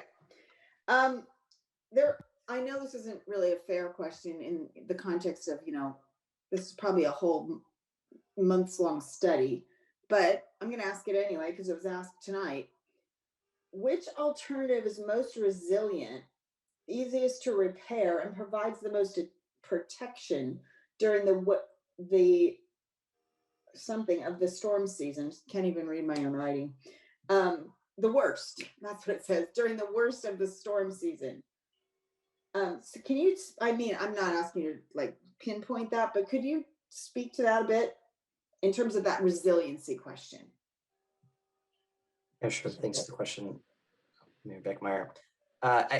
When we went through the technical criteria, there is sea level rise adaptability and other kind of similar to resilient characteristics that were graded out. The seawalls, the revetment, and the hybrid did score higher on those. I would defer likely to Aaron to give his coastal engineering opinion on which is most resilient and adaptable. But I do believe they did settle that in the technical performance criteria. Yep, I would echo that. Yeah, the hybrid scored very well in those categories, you know, in terms of reliability and also adaptability. Just being a fixed structure with a higher elevation can tolerate, you know, prolonged elevations and water level or a series of strong storm events. And the hybrid with the rock in front of it provides some additional, you know, guarantee that the scour depth would have some resistance versus the wall only. There's some estimates that need to be made in design as to what's the scour going to be in front of that wall. And that's a difficult thing to estimate in an environment like this, because you're then have to guess at how much the sand moves and, you know, what is the depth in front of that wall during a severe event. Whereas the hybrid, at least you have a rock scour protection down there, and you know that rock is going to withstand scour during those events. So that definitely helps the hybrid score well in those categories. Can you define scour? Yeah, scour is just essentially a deep hole in front of your wall. So when the waves hit the wall, there's energy deflected up and down. And so the energy deflected down works to kind of scour away the seabed.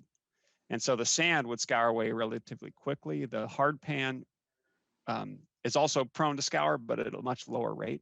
And that is one of the difficult things that would have to be estimated for the seawall only solution. Mm-hmm. And so the hybrid solution, one of the renderings that you had in the presentation tonight showed that rock revetment.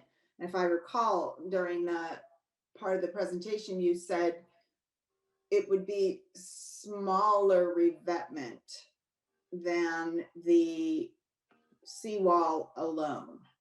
Is that, did I get that right?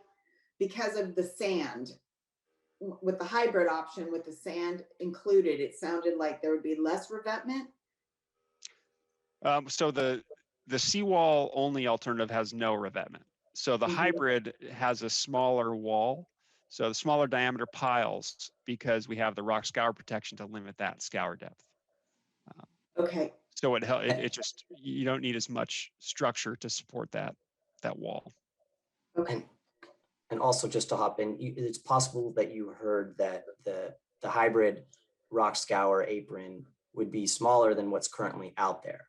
It's projected to be about half the size of what's the revetment is out on site. As we currently see it. Okay, I got it.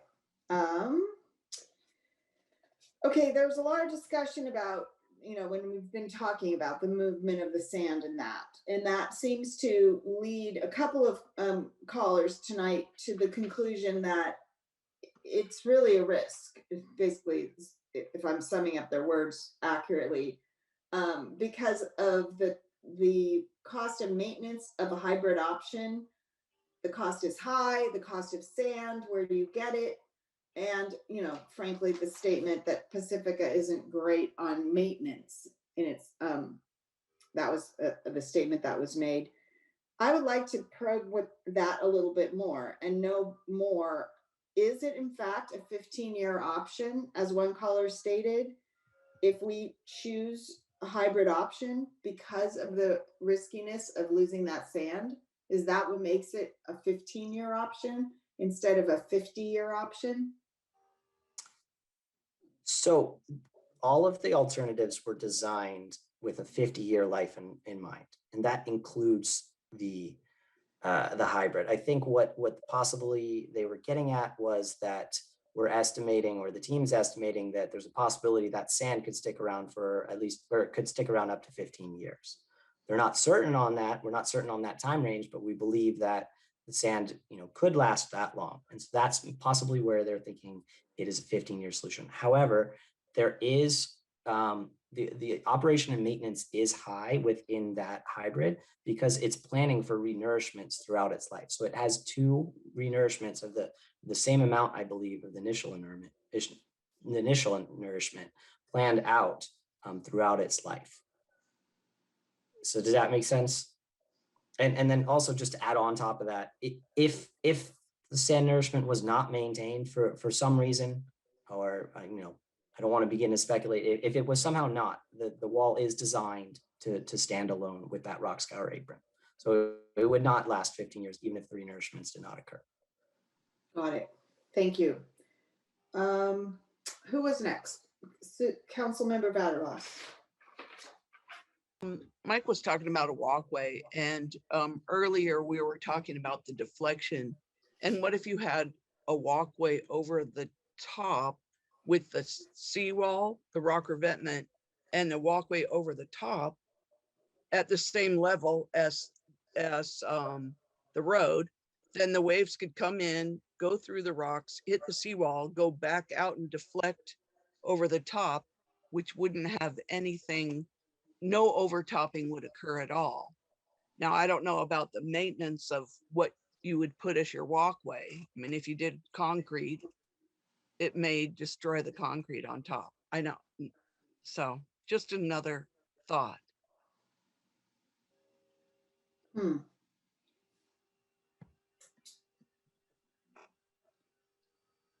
There were also a lot of questions about a backup plan. Like, what if all of this fails? Then where is the backup plan? Address that. Sure, I can try to just hop in and say, you know, the city has maintained this area and has continued to maintain this area. And I don't believe that unless council gives direction otherwise, I don't believe we would discontinue maintaining this area. Backup planning with regards to this project could include phasing, could include looking at more shorter term solutions and such. But the backup plan would be to continue to maintain until direction is given otherwise, I believe. Did you want to hop in, Bonnie? Go ahead. Yeah, thank you.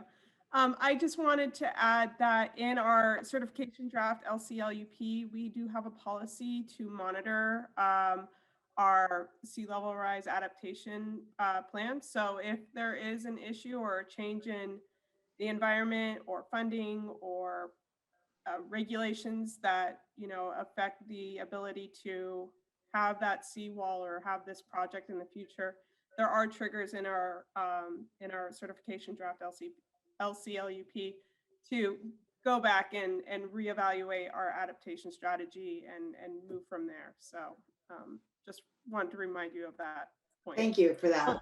Yeah, and I appreciate that. However, I do think that there's some conflict around that because it's not certified yet. So what we are working with is not that document. And so I think that's where I hesitate. Like, ideally for me, it would be way better for us to make these decisions when we had the certified draft, when we had the certified LCUP, just because then we have the language that we could all agree upon, right? But right now it's like, well, what document are we really using? And so there's a lot of conflict in the community about that. So I would be way more comfortable if we had the certified document and really, yeah. So I just have to put that statement out there. Can I ask a follow-up to Mary's question? What is the feasibility of designing the engineering and the planning in case we do need to move the utilities off there?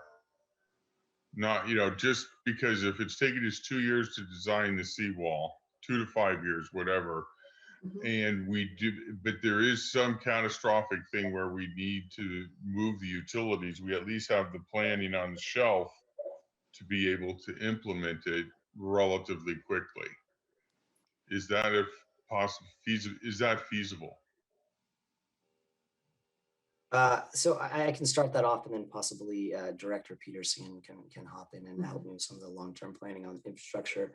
But for this specific project, I don't think it would make a ton of sense in my mind, at least, to you know, plan out the proposed project and then also infrastructure relocation within that project. It's possible that it could be planned out as a separate project and could be you know, done with other planning documents.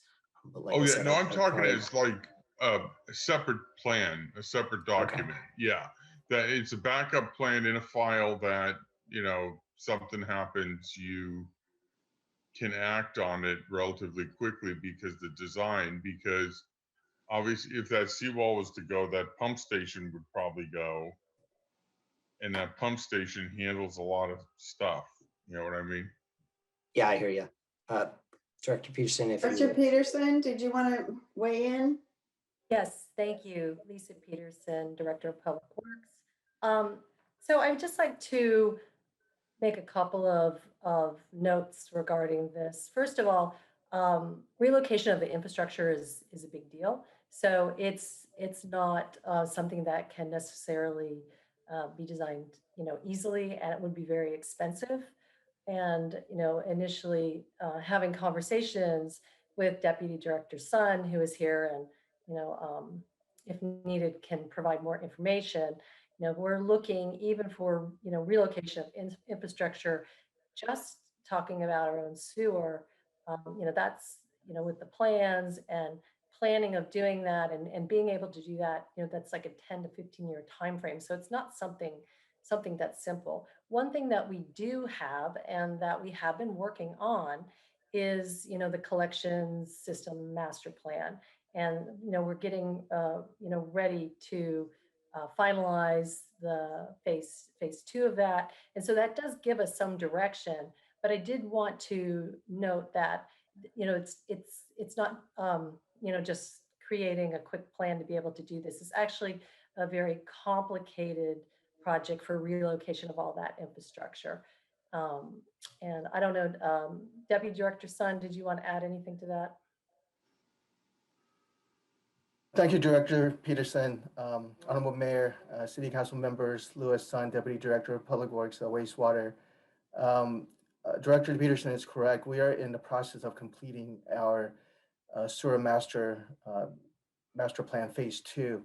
The collection system master plan phase 2 will be looking at some of the element involving climate change, but a more in-depth study will be required, and that's something that it would require a lot more time and effort on our part to really study that. But we are preparing to do some initial analysis on climate change and some of the effects that we're facing in our report. And if I'm recalling that master plan, that phase of the master plan you're speaking of is slated for 21-22 fiscal year. Didn't we just talk about that a couple meetings ago? Am I accurate on that? That is correct, Mayor Beckmeyer. We started this project last fiscal year, and we added a little bit more funding to complete that project, which should be completed this calendar year. Great, thank you for that. Okay, thank you. Councilmember Big Stick. Thanks. I'd like to follow up a little bit with relocation of sewer and infrastructure, and help me understand a little bit the collection system master plan phase 2. How much of the planning in regards to the infrastructure in that area will it actually address, I guess, is my first question. Yes, Councilmember Big Stick, the phase 2 sewer collection master plan will actually be evaluating all of the city's sewer collection system. So it's not just focusing on Sharp Park area, but it will address the entire city as a whole. In terms of a percentage, what I can say right now is we have sufficient capacity in Sharp Park, so we're not anticipating any major CIP projects coming out of Sharp Park at this point. So go ahead. Thank you. I think a part of my thinking is in a best case scenario in which we create a resiliency along Beach Boulevard that lasts at least the fullness of 50 years and not longer. I'm still very interested in the reality that eventually the sewer system will have to be moved. And so even in a best case scenario, I'm wondering what the most expeditious time frame for moving that infrastructure might look like. So if you could help me with a realistic time frame, and if that means, 30 years from now, we might actually have a plan in place in which we're moving that infrastructure. I'm just looking for what a realistic time frame looks like, because what I'm hearing is it's going to take about 10 to 15 years if we really wanted to move it. So presumably if we're getting our resiliency on Beach Boulevard underway, we're not beginning that project tomorrow. But let's say we've got the seawall or whatever we choose tonight well underway. How soon might we begin that process? And what does that timeline potentially look like under ideal circumstances if we decided as a council, now that we got Beach Boulevard straightened out, we want to start looking at what that looks like as a next step? That's a very good question, Councilmember Big Stick. And I would also ask for the other team members to help answer this question. But in terms of sewer infrastructure, as I stated earlier, we do have sufficient capacity, and the infrastructure we have currently in place are expected to last, for decades. So I don't have a good answer in terms of when that would be, but all I can say is right now, the sewer infrastructure, it's expected to last for many years. And if I could jump in, Councilmember Big Stick, I mean, what I would say to that is almost going along with the same timeline that you just mentioned. Once we get our seawall project off and moving, I would see the next step, should the council want to look at relocating all of our sewer infrastructure, that we do a master planning effort that does exactly that. that focuses specifically on that, that would be the first step that you would do. And based on that master planning document, it would give you all of that information regarding, exactly when you could start phasing that and how you could start doing that, within that 10 to 15 year time frame. So that would probably be about the time to start an effort like that, I would think. So maybe like 5 to 10 years under this scenario from now. Yeah, so basically, once we get to the, the point that this is underway, council wants to take on that task. Obviously, there's costs involved with doing that, the master planning effort, and then, relocating all of that infrastructure, as we mentioned. And, I think and Ryan can correct me if I'm wrong, but today's cost, that was $40 million. So ultimately, that's another, chunk of change that we would have to find, in order to dedicate to that type of project. Thank you. Okay, now that's also for you said the collection system. Does that also include the storm system as part of the collection? So what I'm talking about right now is strictly sewer. And so not storm drain. So storm drain would be another effort. Okay, and will we be involving North Coast Water because they have pipes, that they'll be moving if things move along or whatever? Right. So that's a great question, and it's something that we've been talking about. Not just North Coast Water, but PG&E and all of the other utilities that are out there. How do we get them to kind of move along with the effort? And that would be something that we would just have to continue moving forward, having our vision, and then I think really looping them into the conversation to get their buy-in. Mm-hmm. Okay. All right. Thank you. Yep. Thank you. Okay. Do I see any hands? Yes, Mayor Pro Tem. I just have another question about community outreach. So moving forward, is it possible for us to reach out to the entire community and get feedback? Like, can we do some kinds of surveys? Like, I feel like we're not doing that now. And I understand we reached out to the, Sharp Park neighborhood and all of that, but I do think we need to figure out a way to reach out to everyone and try to gather information moving forward. Yeah, thanks for that comment. If it is council's wish to increase the engagement effort and to ask staff to try to reach a broader audience, we could try to scope that in there, and we could try to come up with other ways to reach wider audiences. We would need some sort of marketing campaign and a lot more funding just to move forward with that. I would think that's a really good idea.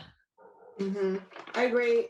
And I would wonder if it's typical to build that kind of cost into the phasing of projects on this scale. Excuse me, sorry, Mayor, I'm not quite sure I understand that.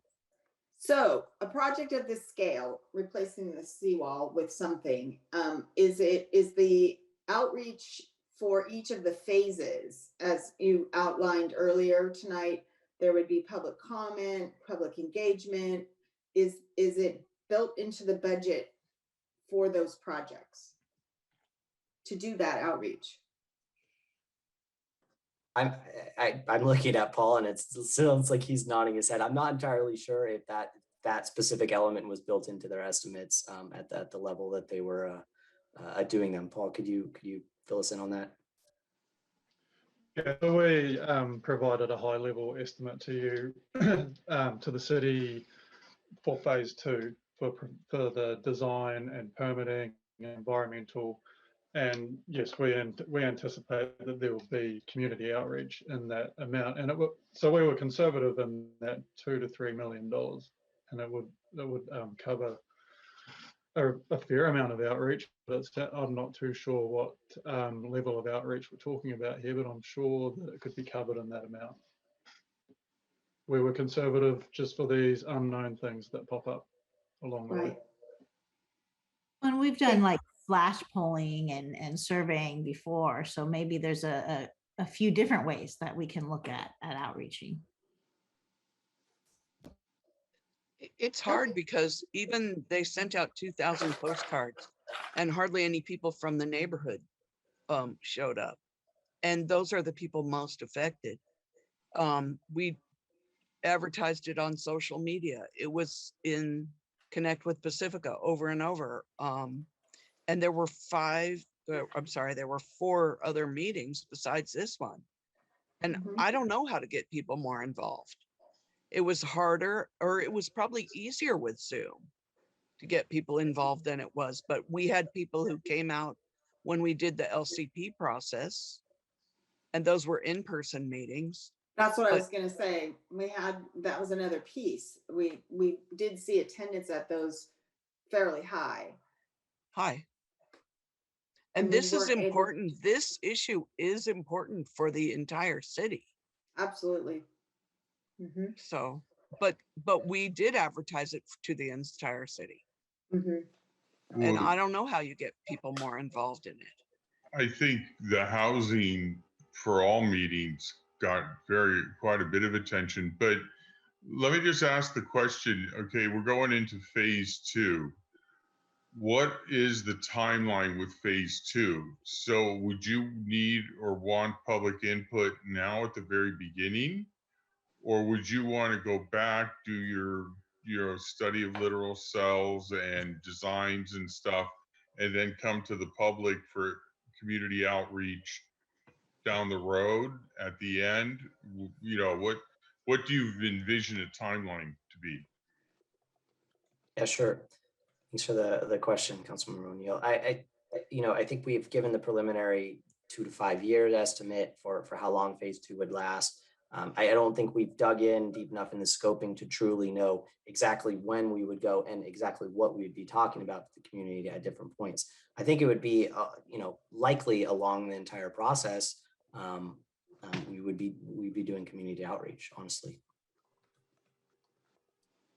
And if I could just add something in, again, Lisa Peterson, Director of Public Works. And, I don't know if it would be helpful, for Ryan to show the slide again. And I know, just regarding this first phase, we did a tremendous amount of public outreach to the community, even having, our ad hoc with the mayor and Mayor Pro Tem on there, to help devise strategies to get folks, that were involved, and had, quite a considerable number of people who came to all of the meetings. I of course wasn't here during the in-person meetings, but I believe, Ryan, some of those meetings we had up to 80 attendees, did we not? With quite a number of questions. I mean, hundreds of questions that were answered. So I don't want to, downplay the amount of public outreach that was done in this first phase, and the amount of people that actually, did come to the meetings and did ask questions. I mean, quite a bit. So, I feel like that was, and, and I've been involved with many projects over my years, and I felt like there was quite a bit of public participation in this first phase. So I just wanted to mention that. Thank you. No, I totally agree with you. I mean, I was there, right? I was part of the ad hoc committee. And so there was absolutely a lot of work done. So I'm not downplaying it. I just want to expand it. That's all. I get it. For I the know next how much phase, work, I know how much work was done. Yeah. Absolutely. I think it's a great idea. Thank you. Yeah. Okay. Council members, are there topics that we have not touched on that you had a burning desire to discuss? Either from public comment, questions that I was trying to jot the questions as fast as I could as people were speaking, and I feel like we've gotten most of that.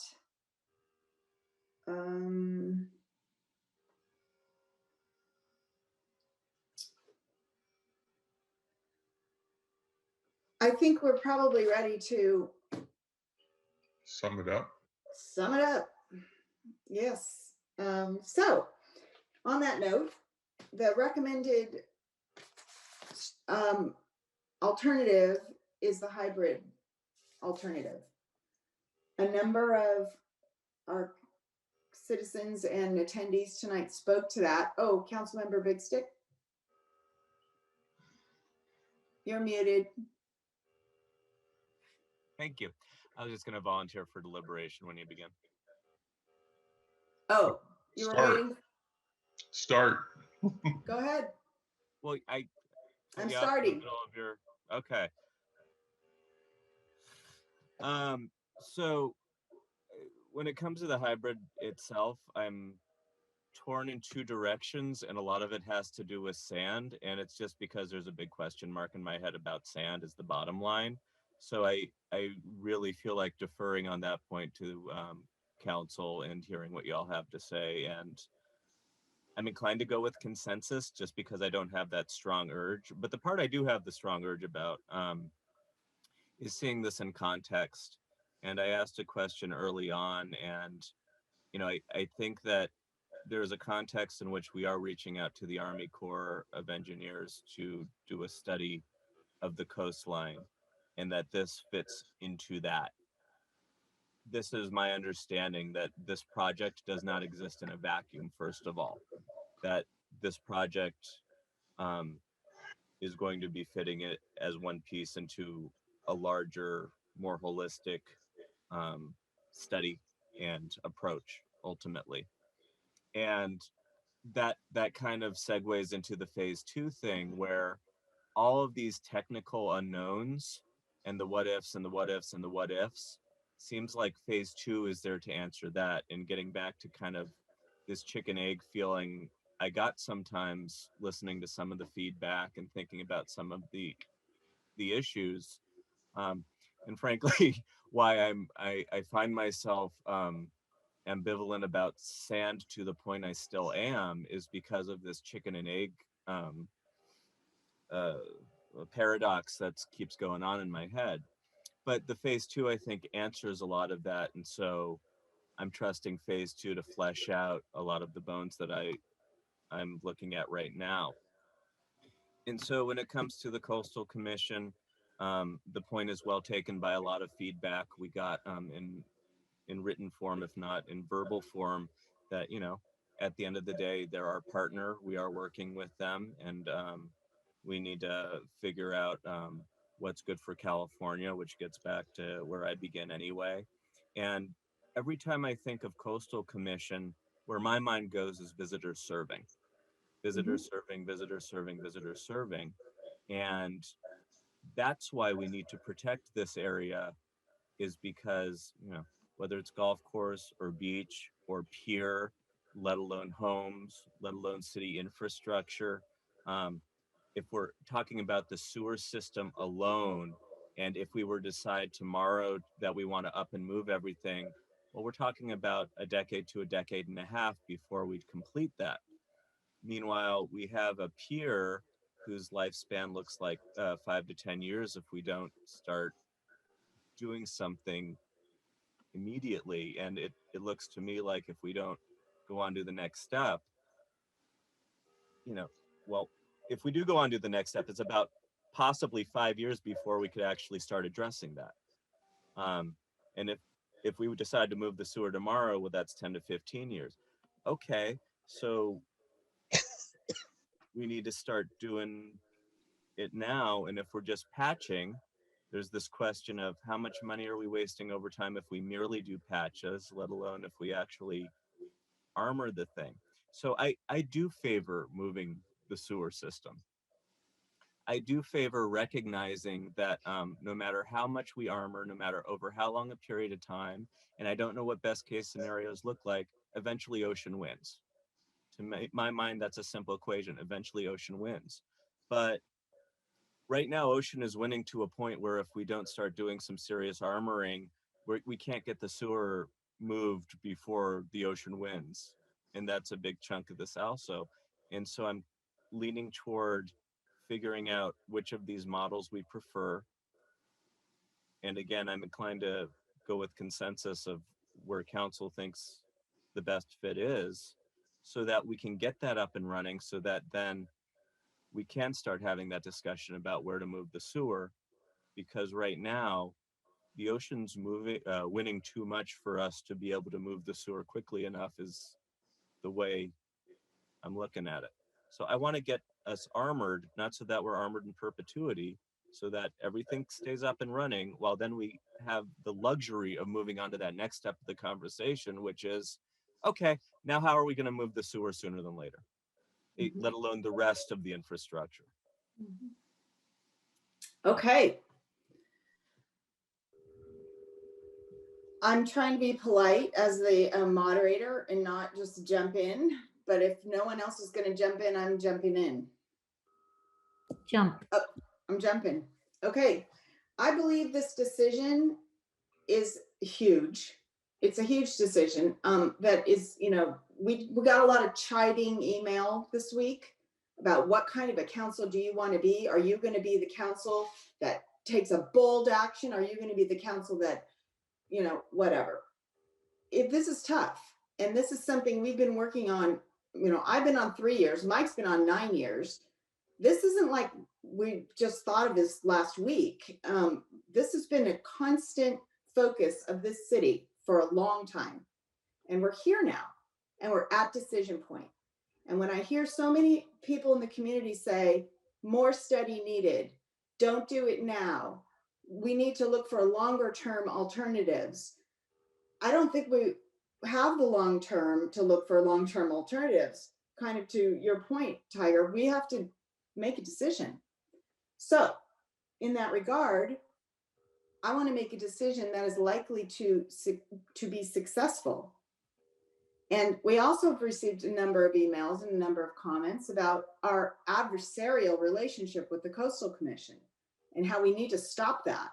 And I don't think we have an adversarial relationship with the Coastal Commission. I think we have a working relationship with the Coastal Commission. We have to work with them. We have to, every decision we make, and Mike said it earlier when he talked about story poles, you know, to say what the wall would look like. Well, we probably have to get a coastal permit for that. He's not joking. And it's not being derisive, it's stating a fact. And he's right, we would have to. So private property owners who want to put a sign on their property in the coastal zone have to get a permit to do that. And so these are realities that we work with, and our staff is well versed in, and we're continuing to work. Bonnie spoke a bit earlier about our certification draft, LCLUP, that's underway. This all takes a lot of time. But I think it's pretty clear from our esteemed consultants, who I respect greatly, your expertise and the statements I've heard you make over these last couple of meetings regarding the hybrid option and the opportunity that it presents. I feel the hybrid option is the way we need to go, because I want to see a project that is going to be approved. I feel we have the best opportunity to work with the Coastal Commission as a partner, to be a model for the coast, for California, about what we do when we have pre-coastal infrastructure, pre-coastal homes and businesses and a city on the coastline. I've said this many times before. If we were going to like pretend Pacifica was blank and we were going to say, let's make a city, where shall we put our wastewater treatment plant? I don't think we would say at the Beach Boulevard site. Let's build some homes. Shall we build them right on the edge of the ocean? I bet we'd say no, knowing what we know now. But the truth is, we are where we are because Pacifica grew as it did. And so we're taking the information that we have and making the very best decision that we can make in good faith. And so in looking at everything I've looked at, everything I've heard, meetings I've attended for years now on this topic, one way or another, whether it's sea level rise adaptation, whether preceding that, it was years of work on the library project. It brings me to my conclusion tonight, which is that we need to consider the hybrid project proposal alternative as the one that we go forward with. So I jumped in. Yeah, thank you for jumping in. And I appreciate that as well. I mean, I think it's very clear that we need to fix the wall on the north end. There's no question in my mind about that. And I think the statement that Tiger, that you made about it, the decision's not happening in a vacuum, that there's going to be other studies done along the way. I think that's very reassuring to me. Like the Army Corps feasibility study, that's really important, and it can happen at the same time as we are, you know, allowing for some protection for the properties along Beach Boulevard, and then we can move forward and talk about moving the sewer system. Like, all these conversations are super important that can happen as we move forward, but we have to give ourselves time and some protection, and so that we can have those conversations. And I know sand costs a lot of money. I mean, we don't even know if we're gonna have money to do this, but if we have a plan in place, then we can nourish the beaches.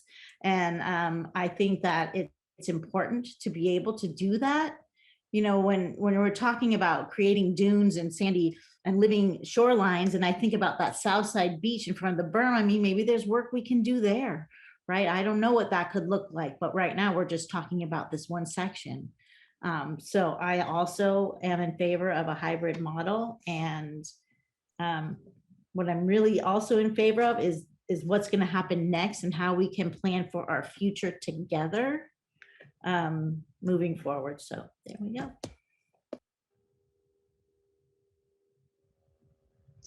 Yes, I'll go. I'm the only one on council that was there when the city had to step in and tear down 2 apartment buildings. And I remember when there was 10 houses that needed to be torn down or whatever, you know. And I don't really want to be, you know, and I remember distinctly it was $200,000 for the city to tear down each apartment building. While if we let them fall into the beach, it was going to be over $2 million because of asbestos. Now, there's a whole lot of houses there on Beach Boulevard, and they start getting washed out. I don't know if any have asbestos. Some are pretty old, some might have it. But I don't want to be in the position of the city having to tear down those houses before they get torn out, washed out to sea. And maybe I'm being overly dramatic, but that's my experience on council, right? And I remember the Masonic Lodge, how it had to keep moving back in from the edge of the cliff, and then how the auto shop next door used to have 20, 30 feet in front of it, and that the trailer park had a whole row of trailers that were there, and they lost an entire street. I mean, that's the reality we have in Pacifica.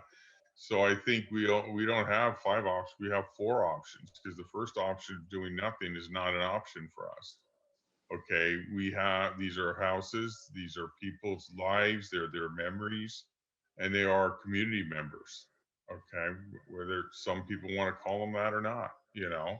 And in regards to Sue's comments about our, you know, disparaging comments, I'm sorry, but the Coastal Commission, ADUs, housing is an issue in this town, and they spent 15 months deciding whether or not, you know, 5 of those months was formatting of the report and the application. Okay, if they wanted that was on page 15, moved to page 17. Okay, now they're writing letters to towns in Southern California to cancel the outdoor dining in the parking lots because they need the parking lots for beachgoers. You know, I'm sorry, but there's like no common sense sometimes there.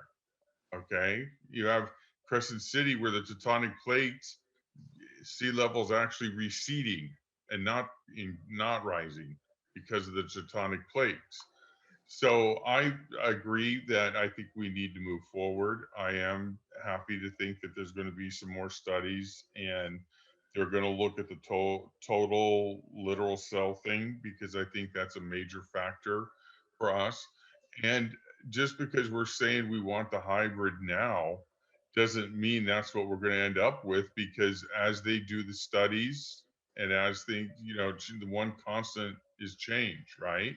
I mean, I would like to see, could we put paddle, there was that guy that got a permit and put a paddle out on Lindemar Beach and generated electricity. Well, is there some way putting paddles out there where we get electricity off these waves? Now, I'm probably being far-fetched, I admit that, but maybe the Tiger, ask Peninsula Clean Energy, you're the liaison, they have gobs of money, maybe they want to do it, you know? So I would favor the hybrid, and then we'll just see, you know, we're starting the journey, and as we go down, we look at the roadmap and we adapt as it goes forward.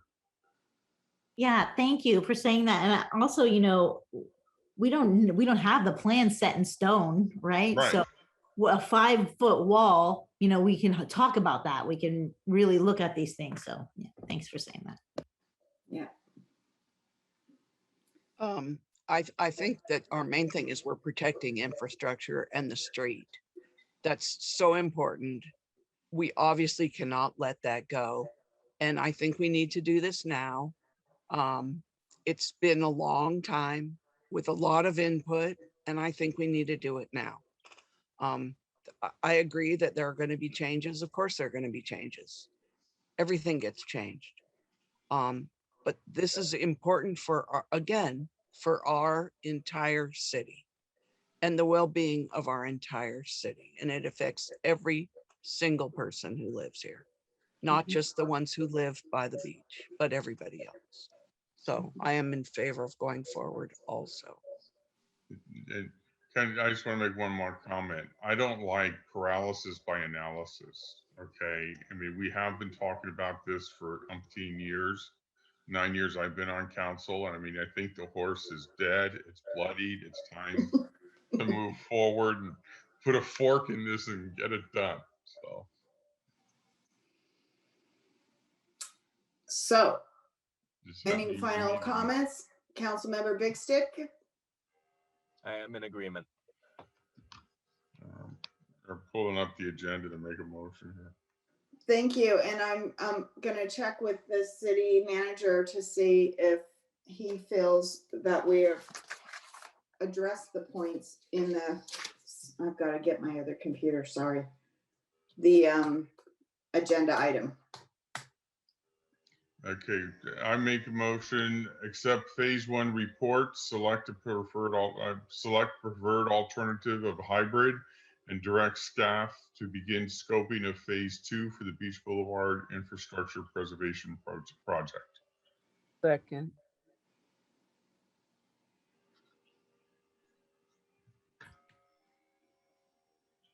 Josh? And Mr. Montemayor, will you be doing our roll call vote? Yes. Sorry, I was waiting for your cue. Okay. Councilmember Big Stick? Yes. Councilmember Batterloss? Yes. Councilmember O'Neill? Yes. Mayor Pro Tem Beer? Yes. And Mayor Beckmeyer? Yes. Motion passes 5-0.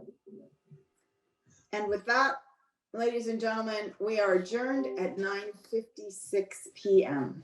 And I want to thank Josh and Michelle for stepping up when we needed you guys the most. And all of the staff who's on this call tonight and who worked so hard to get us to this place. Because I know you did, and we're very grateful. Consultants and our staff, yes. All of the staff, all the consultants, everybody. Thank you very much. Thank you. Good night. Thank you.